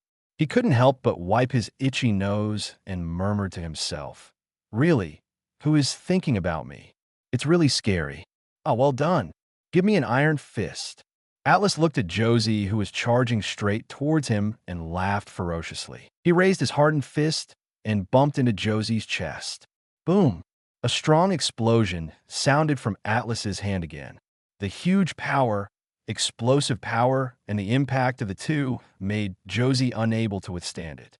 The diamond incarnation body that was originally created with his ability suddenly turned into black. It was pitch black, and Atlas's fist mark was clearly left on his broad right arm. Fortunately, Kiatsu's armed color training was pretty good, and his defense was not directly broken. There were only some cracks on the surface, which were instantly restored to their original appearance under the influence of the fruit's ability. Josie couldn't help but feel a little depressed. The marine kid in front of him seemed to have developed a lot of fruit abilities. He could actually cause such great damage to his diamond body. If it weren't for the armed defense, who would have done such terrifying explosive power? That's enough. Hey, Thatch, come here and help contain this marine. In the end, Josie still couldn't escape the law of true fragrance, and those who were afraid of Atlas's blasting ability had no choice but to turn to Sachi, who was also the captain of the squad. Sachi, who was looking after Blackbeard on the other side, hesitated after hearing Josie's request for help, then gave Blackbeard a warning and went straight to Josie. Although the Whitebeard pirates do not rank the teams based on their strength, Sachi's strength is indeed much lower than Josie's. Hey, Marine kid, don't underestimate the captain of the Whitebeard pirates. Sage is a cook on Whitebeard's ship. His weapons are 2 swords, but I don't know if he's a 2-sword swordsman. He has a pompadour hairstyle, wears a pure white chef's uniform, and his figure does not look very tall. Hey, Sachi, I'm responsible for fighting with him. You wait for the opportunity to stab him. Josie and Sachi said an explanation and then started to grapple with Atlas. Their perception of Atlas's difficulty level rose to another level. Although his pure defense was not as good as his own, his attack, strength, and physique were all faintly overpowering him. Go to him. Chapter 72, the end. Josie was almost full of energy and wanted to teach Atlas a lesson. His huge diamond-shaped body came towards Atlas, and he wanted to give him a warm hug directly. Atlas didn't have that kind of interest. He was short in stature, had hardened armor on his head, and was equipped with a dragon charm. Iron body, armed explosion. I hit your grandma's lungs, and my armored and hardened head hit Josie's abdomen directly. The powerful explosive force made him look bitter, but he still endured the pain and forcibly controlled Atlas. Seeing this, Sachi on the side knew that the opportunity was too late to come back. So he picked up the two swords in his hands and slashed at Atlas. Iron body, armed steel. Atlas didn't dare to resist the sharp blade directly with his physical body. Even with the powerful healing ability of the horse talisman as a support, he was still not immune to the pain. Clang! The sound of gold and iron clashed, and a string of electrified sparks flashed on Sachi's blade. How's it going? Is lousy hard. Atlas looked at the astonished Sachi and grinned. Explosion! Boom! The explosive flames suddenly hit Sachi, and the huge impact almost knocked him out, but he also lost his combat ability, and there were still large areas of burns all over his body. Sachi. Josie was a little frightened and angry when he saw this. His arm muscles bulged, and he wanted to squeeze Atlas, but he really didn't realize the disparity in pure strength between him and Atlas. In just a moment, Atlas broke free from his restraints, retreated, turned around, and punched all in one go. His explosive fist hit Josie in the face, and he flew away like a kite. Boom! There was another violent crash, stirring up a lot of dust. Blood was bleeding from the corner of Josie's mouth, and there were fragments of diamond fragments remaining on one side of his face, looking extremely miserable. Atlas Commodore is indeed our rising star in the Marine Corps. He is really powerful. Hey. So what about the Whitebeard pirates? The Atlas Commodore is really reliable. It seems that our Marine has another genius after the three monsters. Pirates, have you seen the justice of our Marine? Marine's morale was greatly shaken when he saw this scene, and there were a lot of discussions, while the Whitebeard pirates had an unreal feeling in their hearts. You must know that they are two captains of the division. They are actually able to achieve a near-instant kill against Sachi, and Diamond Josie is even more amazing. He has followed Whitebeard's father to explore the sea since he was a child, and he was beaten into such a mess by this young Marine. What a terrifying rate of progress. Sakazuki in the distance also noticed the battle on Atlas' side. As someone who had fought with Atlas not long ago, he had the best say in Atlas's strength. If Atlas was slightly stronger than the regular vice admiral in the headquarters when he was still in the headquarters. So the current strength of Atlas is comparable to the elite vice admiral of the headquarters, or even better, especially his explosive fire, which makes Akainu a little confused. He was not sure whether Atlas was a fruit user or whether this guy was actually not a pure human race. However, Marine never inquired about the secrets of soldiers, and Akainu would not explore too much. As long as he was upholding justice, Akainu don't care about other things. Gla. Let's stop fighting. Garp. Whitebeard seemed to be at a disadvantage when he saw that his side was at a disadvantage. Although the battle between Akainu, Marco, and Bista over there was also fierce, it also caused a lot of trouble for the kid playing with lava. One of them was fighting at close range, and the other was harassing from a distance, which annoyed Akainu. Although Bista is not yet as powerful as a great swordsman, his current swordsmanship is at the level of a top swordsman. Coupled with Marco's ability to endure harmony exercises, Akainu felt like a dark hound hit him on the air. Ha. Whitebeard, you can't stop the war just because you want to.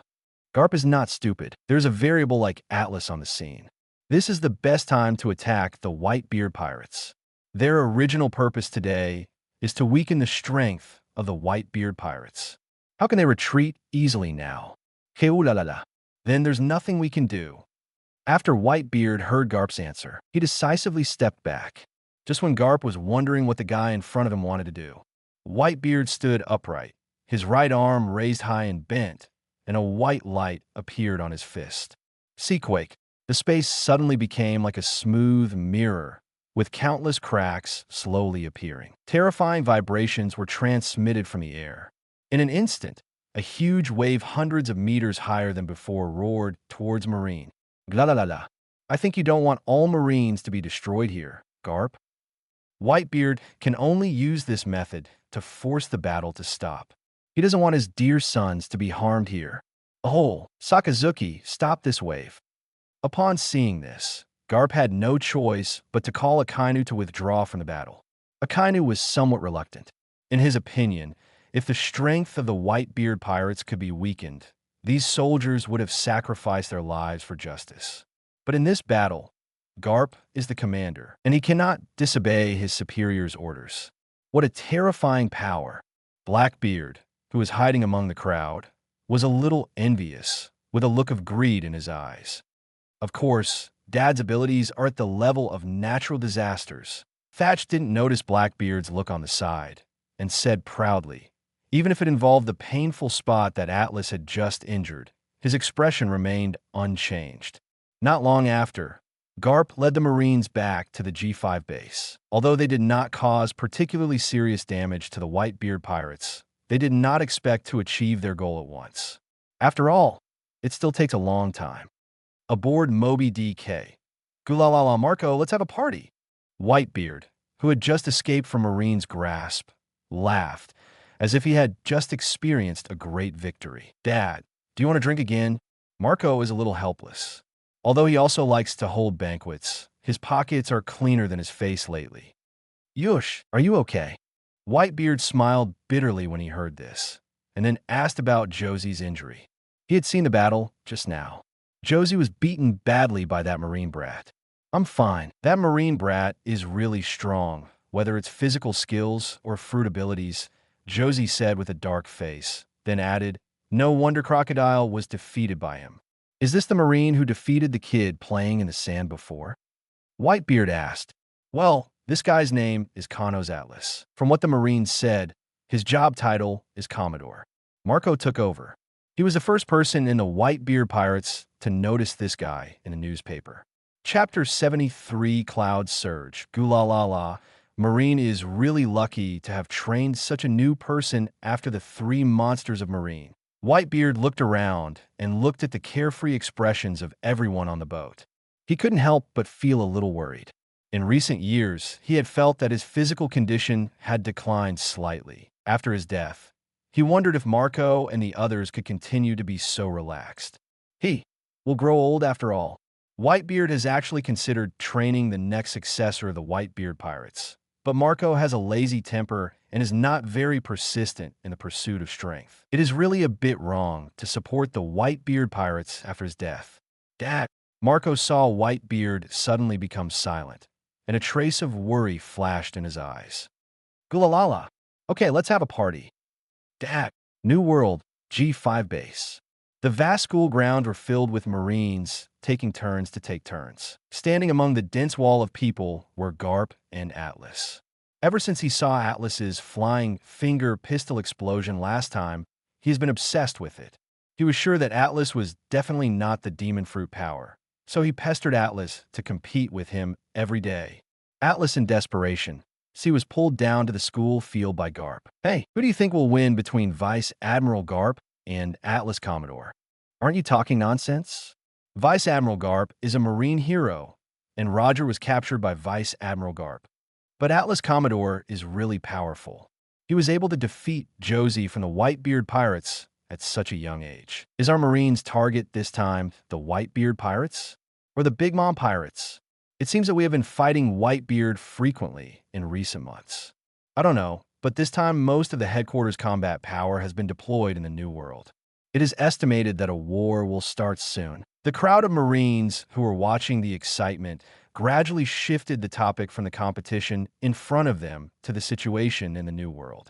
Naturally, they did not know Marine's true purpose. They just thought that Marine was going to attack the New World's dominant pirate group like the Whitebeard Pirates. Ha ha ha, Atlas. Let me see your special finger pistol. On the school field, Garp waved a pair of iron fists and rushed over. Iron body boxing arm. The blood in Atlas's whole body flows faster, and at the same time, The weapon color covers the fist and hardens it. The mysterious black and red haki makes the fist full of momentum. Boom! A strong collision sounded, and cracks were visible to the naked eye on the originally intact ground. Even though the two of them deliberately suppressed their own strength, the violent power still caused some damage to the surface. It seems that your strength and haki have been greatly improved. Garp was a little excited. He had always had a high regard for pure physical arts geniuses like Atlas. For people from the old era, fruits and other things were foreign objects. Only one's own strength is the real strength. Of course, they will not reject fruits. After all, fruits are the secret treasures of the sea that can change a person's achievements. Not everyone has the monster-like physical talent of Atlas. People have to grow up. Old man Garp. Atlas smiled somewhat complacently, and his arms suddenly swelled, with black and red haki directly covering the entire arm. Iron body boxing technique, martial god, arm broken. Countless fist shadows instantly covered Garp, and the extremely dense impact almost made people breathless. Good time.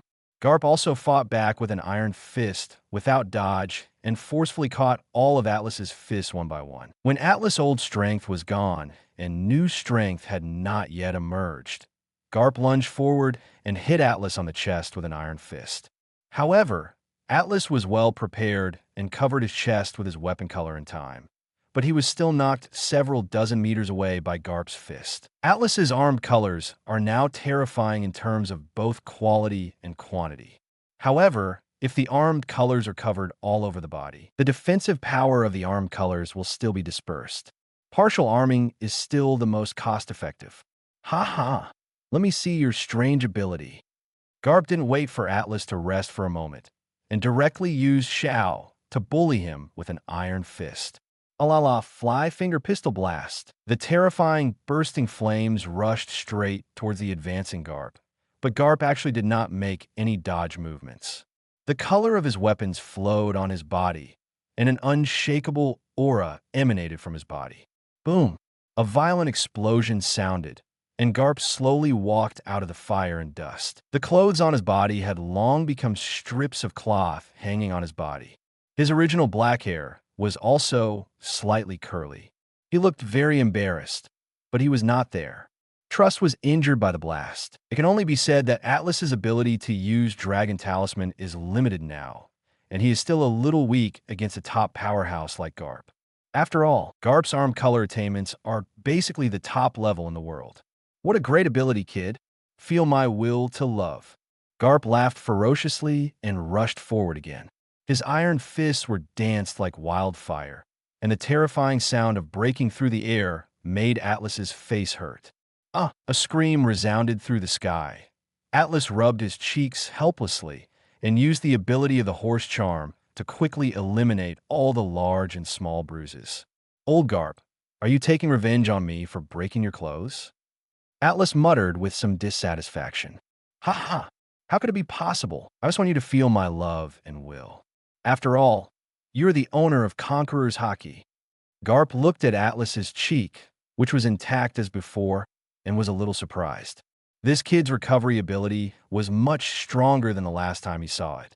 Speaking of Conquerors, I'm still confused about how to use it. Atlas scratched his head in distress. Since the last time he awakened Conqueror's Haki under Whitebeard's stimulation, although he has secretly released it several times, he can barely specify the release now. As for how to do physical damage, he can't do it yet, let alone Conqueror's entanglement skills. Let Sengoku teach you later. After all, I don't have Conquerors, Garp said with a heartless smile. Vice Admiral Garp. Vice Admiral Garp has something to discuss with you. And Atlas Commodore. At this moment, a messenger hurried over and interrupted the old man and the young man who were talking. Xiaoa? Does she have anything to do with me? Is Whitebeard getting restless again? Garp muttered a little strangely, but still walked to Vice Admiral's staff office without any hesitation, and Atlas quickly followed. Chapter 74 Asking for Help. Boom. Xiaoa, what do you want from me?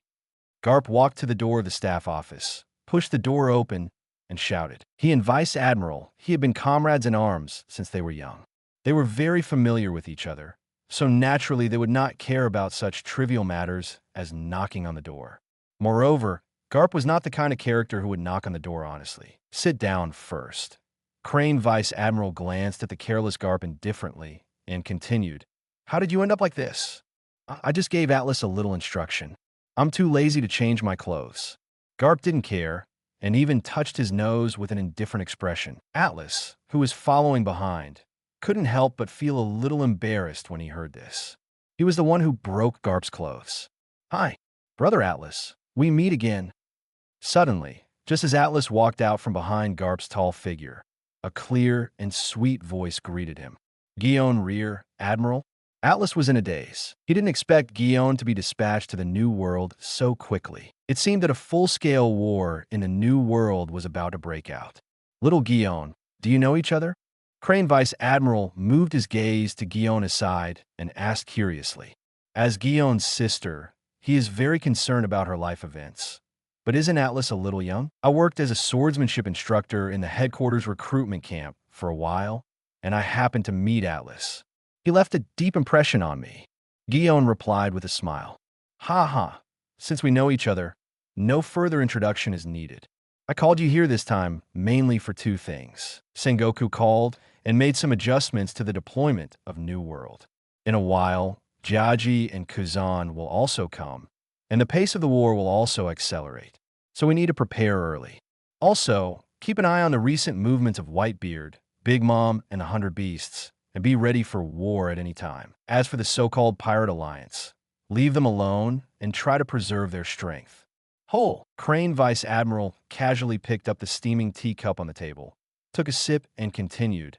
Our actions against the Whitebeard pirates in the past few months have made them mistakenly think that we are determined to eradicate the Whitebeard pirates. These guys are ready to make a move. I know. Garp's expression gradually became serious. Although he usually looks carefree, he has always been able to handle important matters clearly. If this operation was caused by him, Marine, if he suffered a loss, he would also be sorry for the justice behind him. What's the second thing? Garp asked his question at the right time. Atlas was also immediately attracted by Garp's question and called him and Garp to the office. The first thing was to ask Garp, so the second thing should be related to him. That's it. King Riku of Dressrosa and our Marine have asked for help. Asking for help? It stands to reason that Dressrosa's military strength should not be afraid of the harassment of ordinary pirates, right? Garp was a little confused. As a country that can gain a foothold in the New World, Dressrosa's standing army strength is not too weak. According to King Riku's request for help, it seems that the leaders of the Big Mom pirates want Dressrosa to be their dessert processing place, specifically to provide sweets for Big Mom. After all, Dressrosa is a place surrounded by food and music. As for it's unclear which cadre it is, Crane Vice Admiral turned to Atlas and said, So, I want Atlas to go to Dressrosa to see the situation.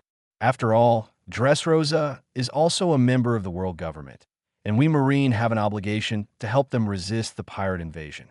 Moreover, Marine cannot allow the Big Mom pirates to expand their territory wantonly. I'll then leave it to me. I've heard of Dressrosa's name a long time ago, so just think of it as a trip to relax. Atlas smiled slightly and didn't care. Except for Katakuri, who was a little troublesome to him in the current Big Mom pirates, he didn't pay much attention to the other cadres. As for Big Mom herself, Atlas estimates that she is still busy giving birth. It can be said that before the age of 60, Charlotte Linlin was either giving birth to a child or on the way to have a child. Her current strength seems to have grown naturally. Yes, it can be said that she is the most talented person currently known in the pirate world. Oh, by the way, also, I want Guillaume to follow you to Dressrosa. Anyway, there shouldn't be any large-scale wars recently. It can be just in case if you encounter troublesome people. New World, Tato Land Kingdom, off the coast of Tato Island. This is a quiet and peaceful sea, but it is filled with a sense of weirdness and absurdity. There's a sweet smell in the air. The buildings on the island also look like weird food. They look like they are straight out of a fairy tale. From a man with golden orange hair, to be precise, it gradients from orange to red from bottom to top, and his hairstyle is in the shape of a three-blade flame, standing at the port of Toast Island. His outfit looks very strange. He has no clothes on his upper body, exposing his tendons. He has a yellow cloak on his back and a pair of gloves on his hands. He is all monotonous orange, even his shoes and socks. Also the same color. The man is Charlotte Leanlean's fourth son, Charlotte Owen, who is a triplet with Katakuri and Daifuku. It must be said here that the aunt's fertility is really strong, and most of the babies born are twins or triplets. Twins. Owen's goal this time was Dressrosa. He heard that the desserts there were also very famous, so he decided to take over Dressrosa directly to celebrate the upcoming birth of his younger brother or sister and to expand the family's territory. As the younger son of Big Mom, Owen attaches great importance to family and family ties, and he also loves and protects his younger brothers and sisters. But the prerequisite is that he is loyal to the younger brothers and sisters of the family. Although the Big Mom pirates are one of the overlords of the New World, the New World is not entirely the territory of the pirates. In addition to the base occupied by Marine, some world government-affiliated and non-franchise countries also occupy some territories. Of course, unless the countries that are not part of the world government are powerful, such as the giant Kingdom Elbaf, the rest will simply not be able to survive in the New World unless they take shelter under the banner of a big pirate like them. Chapter 75 Rush to Rescue New World, G5 Baseport. Atlas and Guion walked to the dock, talking and laughing. There was a marine-style warship parked quietly at the port. Neither Guion nor Atlas had their own special warships here, so the two of them had no objections to it. Soon, the two of them boarded the warship one after another and embarked on the journey to Dressrosa. Atlas Commodore, Guion Rear Admiral. As soon as they boarded the warship, countless Marines swarmed up, then stood still and saluted, with solemn expressions on their faces and reverence in their eyes. They were the 500 Marine soldiers selected by Crane Vice Admiral from the G5 base. They were all Marines. He is an elite in the world and has witnessed Atlas's powerful strength many times in battles with the Whitebeard pirates. At the same time, many people were saved by Atlas intentionally or unintentionally during the battle, so they respected Atlas in their hearts. However, the highest officer on this warship is Guion. Although Guion has not yet reached the strength of alternate Admiral Momonosuke, his military rank is one level higher than Atlas after all, and his qualifications are much higher than him. Atlas doesn't care either. He doesn't care who is the superior. Momonosuke won't tell him what to do anyway. He still has a high degree of freedom. Guion looked around, nodded slightly, then looked at the sea in the distance, and a cold voice came out. Has the adjutant arrived? Count the personnel and notify the helmsman to prepare for sailing. Reporting to the commander, Adjutant Borden, Marine number 26499872. The position is Colonel Marine. Soon, a tall officer wearing a standard Marine hat walked out of the crowd and reported loudly. Well, let's do a head count and then set sail. Target. Dressrosa. Guion waved his hand, gave the order, and then turned around and left with Atlas. Yes, sir. A sonorous and powerful response came from behind. It has to be said that the overall quality of Marine who has been stationed in New World for a long time is indeed better than that of Paradise and Sea High. Not to mention that New World has a harsher environment and climate than Paradise. Another new, there are countless strong men in the world who could be said to be like crucian carp crossing the river. Having fought against all kinds of powerful pirates for a long time, being able to survive to this day is undoubtedly an elite existence in the Marines. New World, Dressrosa, King's Heights, where Dressrosa's royal palace is located, is the highest point of the entire kingdom, symbolizing the supreme royal power and is the residence of the Liku royal family. The palace is not as luxurious as other palaces. Instead, it looks a bit simple. From the outside, it looks like an ordinary resort, except that it is surrounded by tall walls. In the main hall of the palace, the king of this country, Rikadold III, was sitting on the throne with a frown on his face and a sad look on his face. King Riku has a strong build, explosive hair extensions, and a majestic expression, but his twinkling eyes show that he is a scheming king, and his political skills are definitely not bad. Your Majesty, don't worry anymore. Marine has agreed to our request for help. Cyrus, the army commander on the side, couldn't help but comfort him. I have indeed asked the Vice Admiral of the Marine for help. It is estimated that the Marines sent by the Vice Admiral is already on the way. However, what worries me is that the Marine side is moving frequently now and the troops deployed are limited. What we have to face is the enemy is a member of the Big Mom Pirates. King Liku said with some worry. Your Majesty, it's all my fault. I'm too weak to help you. Cyrus felt a little guilty. As the commander of Dressrosa's army, he could only wait helplessly for Marine to ask for help in the face of the attack from foreign enemies. Moreover, he was also the husband of Princess Scarlet, which made him immediately feel a sense of indebtedness to his wife. Cyrus, what nonsense are you talking about? You have already shouldered a lot for this country. Besides, the opponent is the Big Mom Pirates, the overlord of the New World, a big pirate that even Marine is afraid of. You don't have to blame yourself for anything. King Liku shouted sternly that he was very satisfied with Cyrus as his son-in-law, but he did not want Cyrus to be resentful about this kind of thing. You are a man who has won 4,000 matches in a row in the gladiatorial arena. Don't say such depressing words. Yes, Your Majesty, Cyrus responded loudly, with more respect for King Liku in his eyes. By the way, Minister Zwa, is there any specific news from Marine? Baron Dandan of the Big Mom Pirates has sent word that some of the cadres will be here in a few days. King Liku nodded slightly to Cyrus, and then asked the left minister next to him. Crane Vice Admiral said on the phone that they had set off a few days ago and are expected to arrive at Dressrosa soon. However, the specific personnel were not disclosed. They just said that there was a rear admiral and commodore leading the way. What? A rear admiral? Is Marine's combat power distribution already so tense? King Riku was shocked. How could a rear admiral compete with the leaders of the Big Mom Pirates? As for the Commodore, he simply ignored him. Even adding another rear admiral would probably be enough. Your Majesty, I don't think you need to worry. Vice Admiral, he is the Chief Staff Officer of the Naval Headquarters. She must have her reasons for doing this. Ministers was said after careful consideration. 2. King Riku rubbed his somewhat obscure brows with difficulty. As a member of the world government, Marine would definitely not deal with them. But with the current situation, can a rear admiral and commodore really stabilize the situation? Forget it. I'll just place my hope on Marine now. You all step back, and Cyrus, go back and spend more time with Scarlet. Now that he's pregnant, you have to make her be more careful and not be as frizzy as before. I'm so impatient, King Liku was chattering to Cyrus. At this time, he was more like a father worried about his daughter than the king of Dressrosa.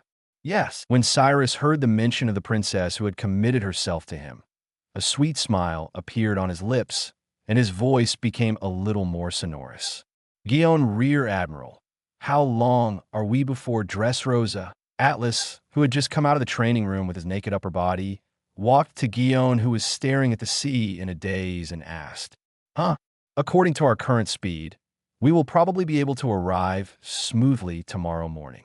Guion's eyes flickered, and he replied lazily, That's okay. According to Vice Admiral Tsuru's information, the leaders of the Big Mom Pirates shouldn't arrive so soon.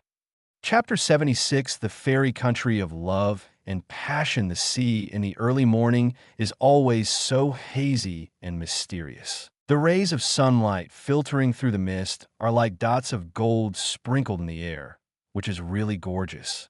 Dressrosa, a tropical island with a resort style, is home to the New World Kingdom known as the Fairy Kingdom of Love and Passion. There are a large number of mushroom-shaped rocks on the nearby coast, which makes it difficult for ordinary ships to dock. However, a port is specially set up to provide docking for ships. Some kingdom guards are set up to patrol the port location in order to prevent pirates from docking and to be able to dock as quickly as possible. Speed reporting to react. At this time, a marine-style warship was quietly moored at the port. After Guion arranged the supply of the warship, he disembarked behind Atlas. He himself also had a crush on this so-called fairy of love and passion. Country is very interested. Hey. Guion Rear Admiral, as the highest officer of this operation, shouldn't you go and communicate with His Majesty the King here on relevant matters? Seeing that Guion seemed to want to join him, Atlas quickly stopped him. Are you kidding me? I finally went out shopping to relax. How could I bring a troublesome creature like a woman with me? What a charming person, little brother Kanos. Guion rolled his eyes when he heard this. He originally wanted to experience the resort style here first. Of course, she also knew that she had to give King Riku some reassurance first. Otherwise, she might be in a hurry. After all, it was the Overlord pirate group of the New World that was eyeing Dressrosa. Guion Rear Admiral, I'll take the trouble to go there, haha. Atlas didn't want to make some false politeness with the king, and Guion happened to be good at dealing with people, and his scheming skills were not comparable to Atlas's. After seeing Guion and walking towards King's Highland, Atlas looked at this unique tourist destination with satisfaction. Dressrosa's clothing and culture were a bit like the Spanish style in Atlas' previous life, and women could be seen everywhere. Dance in hot dance outfits. While admiring beauties of various styles and tasting unique delicacies, Atlas unknowingly broke into a building with a strong ancient Roman Colosseum style. There was a kingdom at every entrance and exit of the building. The guards held hands strictly, and the words, "No children allowed," were posted on the walls. The thick walls still couldn't stop the shouts that almost broke through the sky. Arena? Interesting. Atlas opened his mouth, quickly destroyed the barbecue in his hand, threw it into the trash can on the roadside, and then strode towards the gate of the arena. The guard standing guard at the door did not stop him much, although Atlas was still wearing a white suit and a cloak of justice. The current bullfighting arena is not like the one ruled by Doflamingo later, where filth and evil spread everywhere. The soil is full of sin, so the guards have no reason to block Atlas's entry. The entrance fee is not very expensive, but as a famous tourist attraction in Dressrosa, the daily passenger flow can be said to be very huge, and it is an important source of finance for the country. It is also a place where many swordsmen compete with each other. Of course, there are some crimes that are not worth it. Dead criminals were exiled here, the most famous being Cyrus, the consort of Dressrosa. As soon as you enter the gate of the arena, you can hear the roar of people. The layout of the entire arena is very wide and simple, surrounded by crowded auditoriums, with a circular ring in the middle, and surrounding the ring is a pool in which are inhabited the ferocious fighting fish swarm. If a player accidentally falls into the water during the battle, even if he is eliminated, he will still have to face the fighting fish swarm. Atlas found a place to sit at the back, and with his hearing and eyesight, he could clearly see what was going on in the ring. The ones currently fighting are two swordsmen holding broadswords. They are very ordinary. Their swordsmanship style is also inclined to open and close and use force to overwhelm people. This can also be seen from their strong bodies. The crowd around them was very excited. Although the swordsman's duel was not as physical as the taijutsu and was full of visual impact of violent aesthetics, it was also a spice to their boring life. After watching it for a while, Atlas felt a little boring. As for him, he definitely had no intention of ending the game in person. The level was too different. Although it was a landmark building in Dressrosa, it did not offer attractive prizes like Doflamingo. It lures the strong men on the sea to fight for it, so the level is not very high. King's Heights, in the main hall of Dressrosa Palace. King Riku is sitting on the throne with a majestic expression. The next person is the Guion Rear Admiral who has just arrived at Dressrosa. Looking at King Riku's satisfied look from time to time, you can tell that the conversation between the two is very friendly. Oh, by the way, isn't there a Commodore accompanying us? Why didn't I see anyone? A trace of curiosity flashed across King Riku's face, and he asked in a slightly probing tone. Atlas Commodore. He went to experience the love and passion of Dressrosa. Mentioning Atlas, Guion looked a little helpless.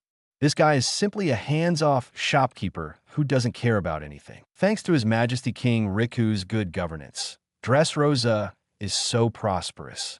Even if we are far away in Marineford, we have admired its name for a long time. Ha ha ha ha, that's too much praise. King Riku laughed loudly when he heard this, and his expression showed pride. After all, everyone carried the sedan chair, and even the wisest king could not resist flattery. But to be honest, Dressrosa's governance is really not very good. Although it looks prosperous on the surface, the people's lives are not very rich. On the contrary, when Doflamingo ruled, Dressrosa was much richer, which is very irony. Then I wonder how the Guion Rear Admiral will respond to the invasion of the Big Mom pirates. After talking for 3 rounds, King Liku finally couldn't help but ask the question in his heart. Please rest assured, His Majesty King Riku, our Lord Commodore, is a new monster in marine. Even the Shichibukai crocodile was defeated by him. Guion pursed his lips and chuckled, explaining calmly. Is he the one called Marine Nova? King Riku tried hard to search for memories in his mind. He seemed to have some impression of Atlas, and then he felt a little relieved. It's just that people are a bit unreliable, Guion complained secretly in his heart. I'll sneeze. Atlas, who was walking on the Avenue of Lovers with his mouth full of dog food, suddenly felt an itch on his nose. Really? Who is thinking about me? Chapter 77 Attack. Hey, Owen, don't be impulsive. Now that Marine is moving frequently, the situation in New World is getting more and more tense.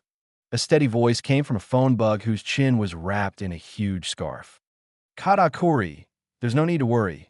It's just Dressrosa. Since they don't agree to provide dessert processing for Mom, then I don't need to be polite. Owen, who is holding a phone bug in his hand, is indifferent. With his strength, Dressrosa is not useless. In the face of powerful strength, the role of the army is useless. Dressrosa is a member of the world government. They will definitely ask Marine for help. Katakuri is a little worried. The current New World is like a dynamite barrel.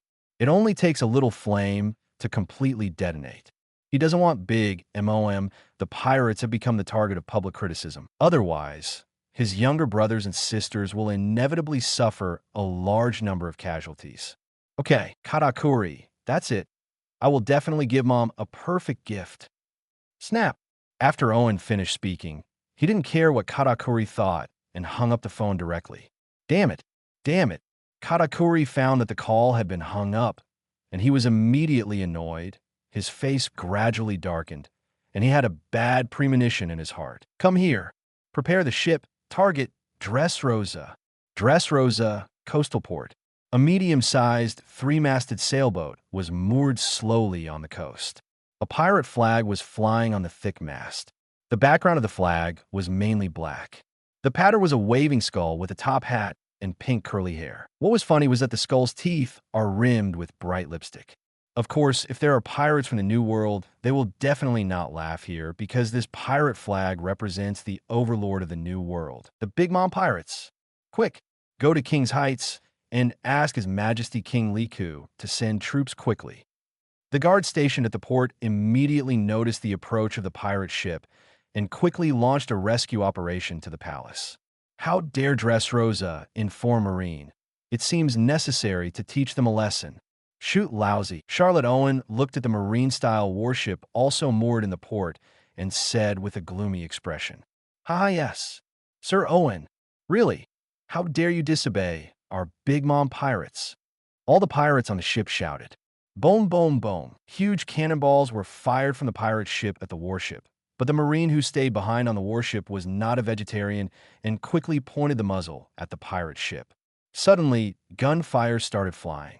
The pirates on Owen's ship rushed down and fought with the guards and Marines. The shouts and the roar of gunfire were mixed together, and the smell of gunpowder smoke was everywhere. Owen stood indifferently on the bow of the boat, with no end in sight.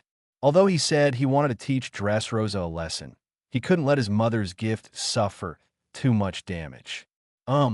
Atlas, who was eating haze on the streets of Dressrosa, was suddenly startled. Ever since he arrived on the island, his knowledge had covered the entire Dressrosa, and he was naturally aware of Charlotte Owen's arrival.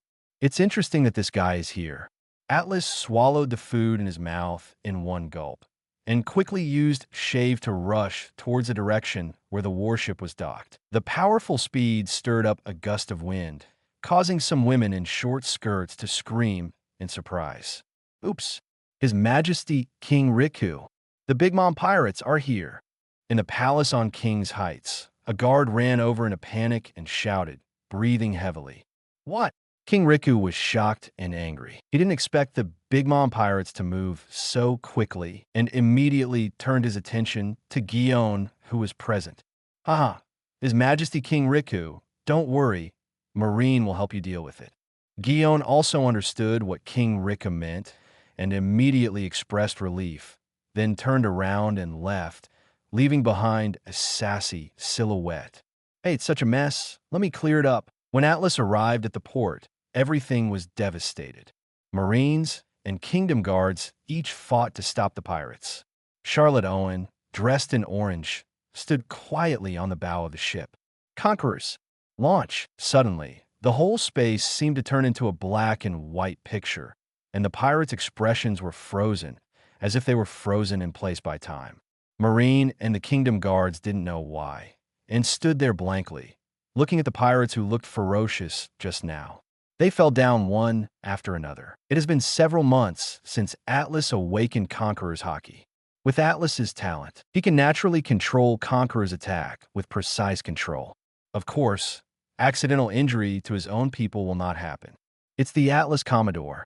The Atlas Commodore's Conqueror's haki. It's really scary. It's a Conqueror's haki that only comes out once in a million. Just as the Kingdom Guards were stunned, all the Marines already understood that this was the effect of Atlas's Conquerors. They were all shocked and excitedly waved their weapons to harvest the unconscious pirates who fell to the ground. Them Conquerors! Owen at the bow of the ship naturally felt the powerful Conqueror's haki, although he did not lose consciousness and fall to the ground like other pirates. Under the influence of this strong will, his brain seemed to have been hit hard, and he could not help but feel a little dazed. Charlotte Owen? Alice knew something about Owen. He could be said to be one of the most powerful members of the Charlotte family. He is a user of the Paramecia heat fruit. He is the only one of Big Mom's children who has inherited some of her terrifying physical talents. People. The appearance bounty is 300 million belly, but his strength is far beyond the 300 million bounty level. The current bounty Atlas is not paying attention to, and it won't be too low if you think about it. When will there be another Conqueror's haki owner in Marine? Owen was a little surprised. As far as he knew, only Sengoku among Marines should have Conquerors, and, judging from the strength just now, the Marines' Conquerors in front of him was also very powerful. It didn't want to be an ordinary fish that had just awakened. Conqueror's haki is not exclusive to you pirates. I believe in the strongest justice. Atlas responded calmly, waiting unhurriedly for all the Marines and Kingdom Guards to withdraw from the battlefield. Otherwise, they would be a little helpless in the fight later. Chapter 78, Hot Fruit, Explosion Sweep.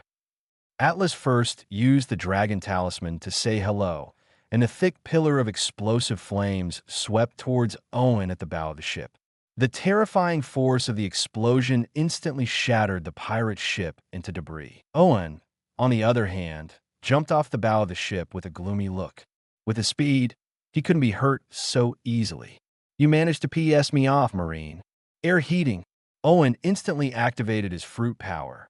In his opinion, the Marine in front of him was provoking the Big Mom pirates. You must know that among pirates, the pirate flag is a symbol of their face. Atlas's behavior, it is undoubtedly a slap in their face. In the distance, Atlas felt a hot breath rising from his body, but it was nothing compared to Atlas's physical fitness. He felt as if there were dense ants biting him. Trash. Are you tickling lousy?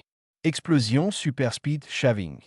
Atlas laughed ferociously, and a huge pit immediately appeared under his feet.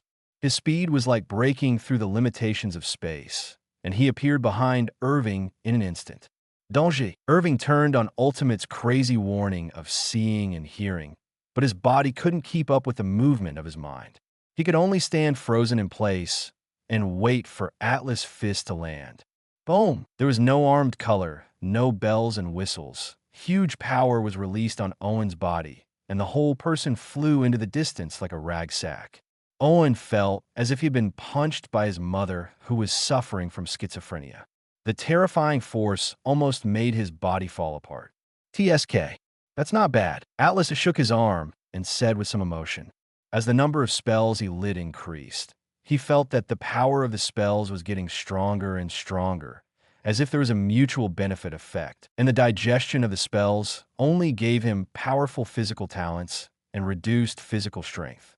In terms of pure explosive power, his current power can rival the Three Monsters Vice Admiral. It can be said that he is increasing his strength and body at a terrifying speed every moment, which is equivalent to an enhanced version of Charlotte Limlin. What kind of monster are you? In the distance, Owen slowly climbed up from the ground, wiping the blood from the corners of his mouth with his dusty arms, his eyes full of shock and disbelief. That moment just now almost made him feel the breath of death. This kind of terrifying speed and power is simply not something humans can possess. Hot Wind Fist. Owen felt a little regretful now. He should have turned around and returned when Katakuri warned him before, but there is no regret medicine in the world. Now, he can only bite the bullet and fight the monster in front of him. Maybe there's a chance. Vitality. Inghua dares to compete with Haoyue. Exploding Fist. Atlas exerted force under his feet, and the explosive power of the dragon talisman emerged from his huge fist, and the two collided violently. Boom! In fact, Charlotte Owen's fruit ability has been developed very well. Her body has also inherited part of the talent of Big Mom's steel balloon, and her fruit ability is infinitely close to the awakened state. However, his heat fruit is biased towards the direction of temperature, while Atlas's dragon talisman is more biased toward explosive power, and its instantaneous attack power is obviously far inferior. How's it going? Pirate, do you feel the difference? Atlas looked at Owen, whose right arm was twisted in a strange posture, and said calmly, Marine, you are sure to offend our Big Mom pirates. Mom will not let you go. Owen threatened somewhat viciously. Mom, how big are you? Are you a mommy's boy? Atlas ignored it, stepped forward, opened his big hand, and slapped Owen's face with a big mouth. The originally distinctive hairstyle suddenly fell into pieces, and the whole head was almost sunken. Underneath, the right cheek bulged high, and a few teeth fell to the ground, mixed with the blood spurting from the corner of the mouth. Owen struggled to get up. He really didn't know what was going on with the man in front of him. He said something he couldn't understand, and he suddenly got up and slapped him. In fact, Owen is really unlucky this time. He is originally the kind of person who prefers fruit abilities. Even though his physical talent is stronger than other children of Big Mom, he still prefers the use of fruits in physical battles. However, although Atlas Dragon Talisman is mainly an explosive ability, it is still essentially fire. Therefore, Owen's fruit ability was almost half destroyed, and his body and strength were also crushed by Atlas. Press hard on the ground and rub. Tell me, what is your main purpose of coming to Dressrosa this time? Seeing that Owen had been educated enough, he asked casually, After all, isn't it natural to torture information for prisoners? Marine, if you can, just kill Lousy. Owen said very forcefully that with his loyalty to the family, it was impossible for him to tell any information about Big Mom. Oh, okay. Upon hearing this, Atlas immediately pulled out the third-generation ghost from his waist. A blade of light appeared and passed across Owen's neck accurately. A stream of blood suddenly spurted out. Owen subconsciously used his good left arm to cover the wound on his neck. His eyes were as big as copper bells. His expression showed deep reluctance, and countless thoughts flashed through his mind. Damn Lousy, you just subconsciously said a few harsh words. UBD Marine, why did you take it seriously? Also, Marines who catch fruit abilities usually put them in Impel Down. Why doesn't this guy follow the routine? And Owen will never have a chance to express these thoughts. Atlas cannot imprison him in Impel Down, because he knows that the Big Mom pirates will definitely bring Owen along with the world government through some shady deals. Out. Just like the group of politicians who secretly make deals with Kaido who occupies Wanakuni, the five elders only see naked interests. As for the rebirth of Devil Fruit, Atlas doesn't care. The corruption of the world is never caused by Devil Fruit, and there are endless Devil Fruits in the sea, and this hot fruit is no exception. No one alive? At this moment, Guion, who had come all the way from King's Heights, appeared next to Atlas, looking at Owen's tragic body and asked, there is no one left alive. This kind of remnant should go to hell to repent.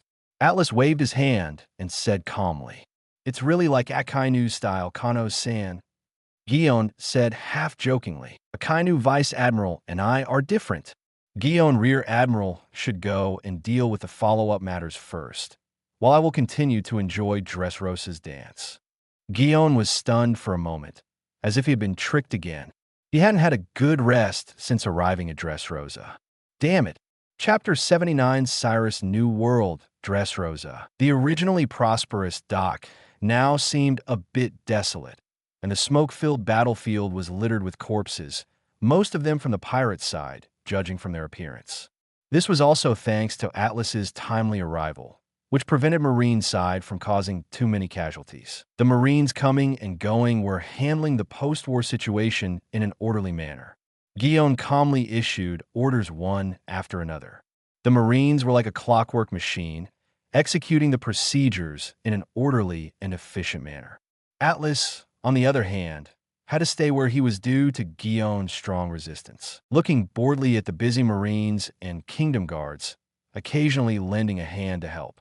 Suddenly, not far away, a curly-haired man wearing a Kingdom Guard uniform and a red cloak rushed towards him. His expression was full of hurry, and his increasingly intensified breathing showed his urgency. Captain of Cyrus' army. A guard recognized the man in front of him, quickly put down what he was holding, and greeted him respectfully. "What's going on? Where are the leaders of the Big Mom pirates?" Cyrus was a little confused. He had received a call from King Liku, so he was accompanying his wife in the hut in the flower field. He picked up his weapon and hurried to the port. The scene he originally expected was a scene mixed with killing cries. With the sound of artillery fire, I didn't expect that the war should be over by the situation in front of me. "Ah, the battle is over." Atlas, who was already bored, brightened up after seeing Cyrus. It was rare to meet a man who interested him, so he quickly came over to pick up the conversation. Cyrus heard the voice and looked at Atlas with confusion. What caught his eye was a Marine Commodore who looked very young. The pure, white suit on his body was spotless, and his face with clear lines had an expression that did not belong here. He is calm for his age, and his appearance is not very handsome, but he can be said to be durable in the pirate world where everyone is weird. "Who are you?" "This is Marine Commodore Kano's Atlas. The battle just ended ended so quickly thanks to this Marine." The leaders of the Big Mom pirates were also killed by Atlas Commodore. The guards on the side came to introduce Atlas in a timely manner, with a look of reverence in their eyes. They could clearly see the battle just now. Mr. Marine's attitude toward the so-called Big Mom pirate, the cadres of the regiment, can be said to have a crushing attitude. "Thank you so much for helping Dressrosa." Cyrus was a little excited when he heard this. His body tensed, and he bowed to Atlas at a 90-degree angle. For Cyrus, Dressrosa was a place he would risk his life to protect, and he was here a wife, a child about to be born, and a king worthy of his allegiance. Therefore, Cyrus was very grateful to the Marine who had defused Dressrosa. "Cyrus." Atlas looked at the man in front of him with interest. Whether it was judging from the statues he had seen in the arena before or the memories of his previous life, Cyrus still had two skills. You must know that when Doflamingo tried to seize Dressrosa a few years later, Cyrus defeated the cadres of the Don Quixote family with swordsmanship alone. "I heard about you. Would you like to join Marine?" Atlas stated his purpose directly. In his opinion, Cyrus could be said to be a subordinate with great potential, and his character and loyalty were recognized by Atlas. Cyrus was stunned when he heard this. He didn't expect that the Marine in front of him actually wanted to poach him, the captain of the Kingdom Guard. However, Cyrus was still a little moved in his heart. Dressrosa was too young, and his swordsmanship had reached a bottleneck. This crisis made him deeply realize the importance of strength. He has a wife and children he wants to protect, as well as a country he loves. He doesn't want to have to wait for the enemy's mercy and Marine's assistance when he encounters another crisis in the future. This time Marine arrived in time, but what if Marine didn't arrive next time? Or did Marine abandon them? Cyrus didn't know what would happen to them, but it would be miserable. But there was a little hesitation in his heart. His pregnant wife had not yet given birth, and he was really reluctant to part with this land of sincerity. Cyrus thought a lot, with hesitation in his eyes. Okay, give you 3 days to think about it. I will wait for you here then. Atlas saw Cyrus's hesitation and understood his concerns. But if you want to gain strength, you must make sacrifices. Gentle country has always been the grave of the strong. 3 days later, Atlas and Guillaume had a wonderful 3-day vacation under the warm hospitality of King Riku. And now it was time to return. On the deck of the warship at this time, Cyrus, the former army commander of Dressrosa, stood next to Atlas. In the past few days, King Riku had learned that Atlas was trying to abduct his army commander, but he was nagging at Atlas. It took a long time, but King Riku also understood what Cyrus was thinking, so he didn't stop him. Cyrus, standing next to Atlas, looked at Dressrosa, who was getting further and further away with infinite nostalgia. But in his mind, he recalled the conversation with Scarlet 3 days ago. Cyrus, you are a hero, and I don't want you to stop because of my ties. Believe me, our children will be proud of you. 3 days ago, after Scarlet saw Cyrus with a sad face after returning home, she learned about Cyrus's dilemma after constant questioning. The love between Scarlet and Cyrus was originally a romantic encounter between a beauty and a hero. Scarlet originally looked down upon Cyrus, who was born in a fighting and killing arena, but Cyrus fell in love with a group of pirates. The two fell in love when the thieves rescued Scarlet. Therefore, Scarlet is very supportive of Cyrus joining Marine. This is what she thinks of a hero, rather than being bound to the world of Dressrosa for the sake of love for her children. Chapter 80 Interception Boom. A huge sea king's more than 1,000 meters high slammed into the sea. Countless huge waves rolled up. The ferocious giant mouth kept wailing. Scarlet blood mixed with blue water, and the strong smell of blood hit your face. In an instant, a large number of black shadows swam across the bottom of the sea and quickly gnawed on the corpse of Sea Kings. What a terrifying guy. In just a few days, his strength has increased a lot.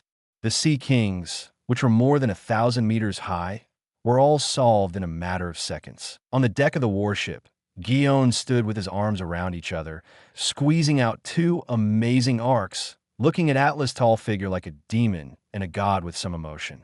When he first saw Atlas, he was still a human being. I was just a student in the recruitment camp, but I didn't expect that it has reached this point. Teacher Zephyr's vision is indeed as sharp as ever. Hey, Guillaume Rear Admiral, the obstacle has been resolved. You can go. Atlas stepped on Moonwalk and slowly descended to the deck and said to Guillaume, Brother Kanos, you are really powerful. It is difficult for me to do this kind of attack. Your strength is getting more and more terrifying. Guillaume's arms dropped. Kiankian's fingers gently touched Jinpyra on his waist, and he said with a playful look. Atlas chuckled lightly and did not explain anything. Now he can be called a strong man in both physical fitness and hockey training. Observation hockey has reached the top level and is not far away from foreseeing the future. The sensing range is also comparable to Enel. Armament hockey, both in terms of quality and quantity, can keep up with the top powerhouses of the sea who have been immersed in the sea for many years.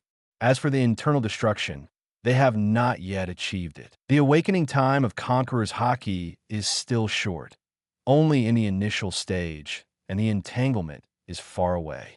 In terms of spells, the power given to him by the Ox Talisman is also constantly growing. For example, if the previous power of Atlas was 1, the power given to him by the Ox Talisman will multiply on this basis. In theory, the power of the Ox Talisman is infinite, but Atlas's existing muscles and bones cannot be said to have the power to destroy the planet. The same is true for the Rabbit spell. In the original work, the ability to travel through time and space was achieved through scientific means, but this is also difficult to achieve for Atlas. Just like Kizaru's sparkling fruit, if it wants to reach the speed of light, it needs strong physical and neurological reactions to support it. The warship continued to sail on the sea, and its destination was Marine's G5 base. Suddenly, Marine on the watchtower shouted urgently, "A pirate ship has been spotted ahead." Judging from the direction it is traveling, it seems. He paused for a moment, with a hint of uncertainty in his tone, and continued, The target seems to be us. All preparations. Scouts, do you see clearly that it's the enemy? Guillaume didn't panic at all, calmly issued the order to prepare for the battle, and at the same time asked about the opponent's situation. In any battle, intelligence always comes first, because you never know what kind of magic your enemy has. Weird fruit ability, one can accidentally lose his own life. Report Rear Admiral. The enemy ship seems to be flying the flag of the Big Mom Pirates. It seems he's here for Charlotte Owen, but I don't know who he is. Alice on the side looked interested when he heard this. It would be best if it was Katakuri. He has been in the New World for so long and has experienced large and small battles that have made his strength grow rapidly. So he felt more and more that his original choice was correct. Soon, the warship met the pirate ship. The man standing at the bow was just as Atlas expected, Charlotte Lean's second son, Charlotte Katakuri. This man is known as the highest masterpiece of the Charlotte family. Man, Atlas looked up and down at the gloomy-looking man in front of him. Katakuri was tall, with short amaranth red hair, strong muscles, and slender legs. There was a patched scar on each cheek, which made his temperament appear more fierce. There is a pink tattoo starting from his left arm and ending on his left back. He wears a white scarf like a flower around his neck, deeply hiding the part below his nose. Wearing a pair of black gloves on his hands and a thorn ring on his left arm, he was dressed in the style of a spirited young man, with an unusually cold expression on his face, and his eyes were fixed on Atlas. "Hey, Marine, where's Owen?" Perhaps Katakuri was a little impatient as Atlas looked him over. A low and magnetic voice slowly came out from behind scarf. Under his cold appearance, he was deeply worried about his younger brother. The Big MOM Pirates is a very strange pirate force. It is established based on family ties. Charlotte Lin only believes in family ties, so this pirate group rarely accepts outsiders unless they are married to the aunt's daughter, like Capone Beej and Sanji in the original work. But among all the children, Katakuri is undoubtedly the most charismatic figure and is deeply loved and respected by his younger brothers and sisters, because he is different from people like Owen, who puts family above family ties. For Katakuri, protecting family ties is higher than family. So even if Katakuri betrays Big Mom's children, he will not kill him. It can be said that he is a perfect man. Are you talking about the flaming yellow-haired pirate? Atlas's lips curved into a smile, and he looked at Katakuri, who was looking increasingly gloomy in front of him, with a playful, "No more novels? Take part in the voting. The most requested novels and those with the most likes will be chosen for publication on euroaudiobooks.com. There, I can upload as much as I want without the risk of receiving a strike.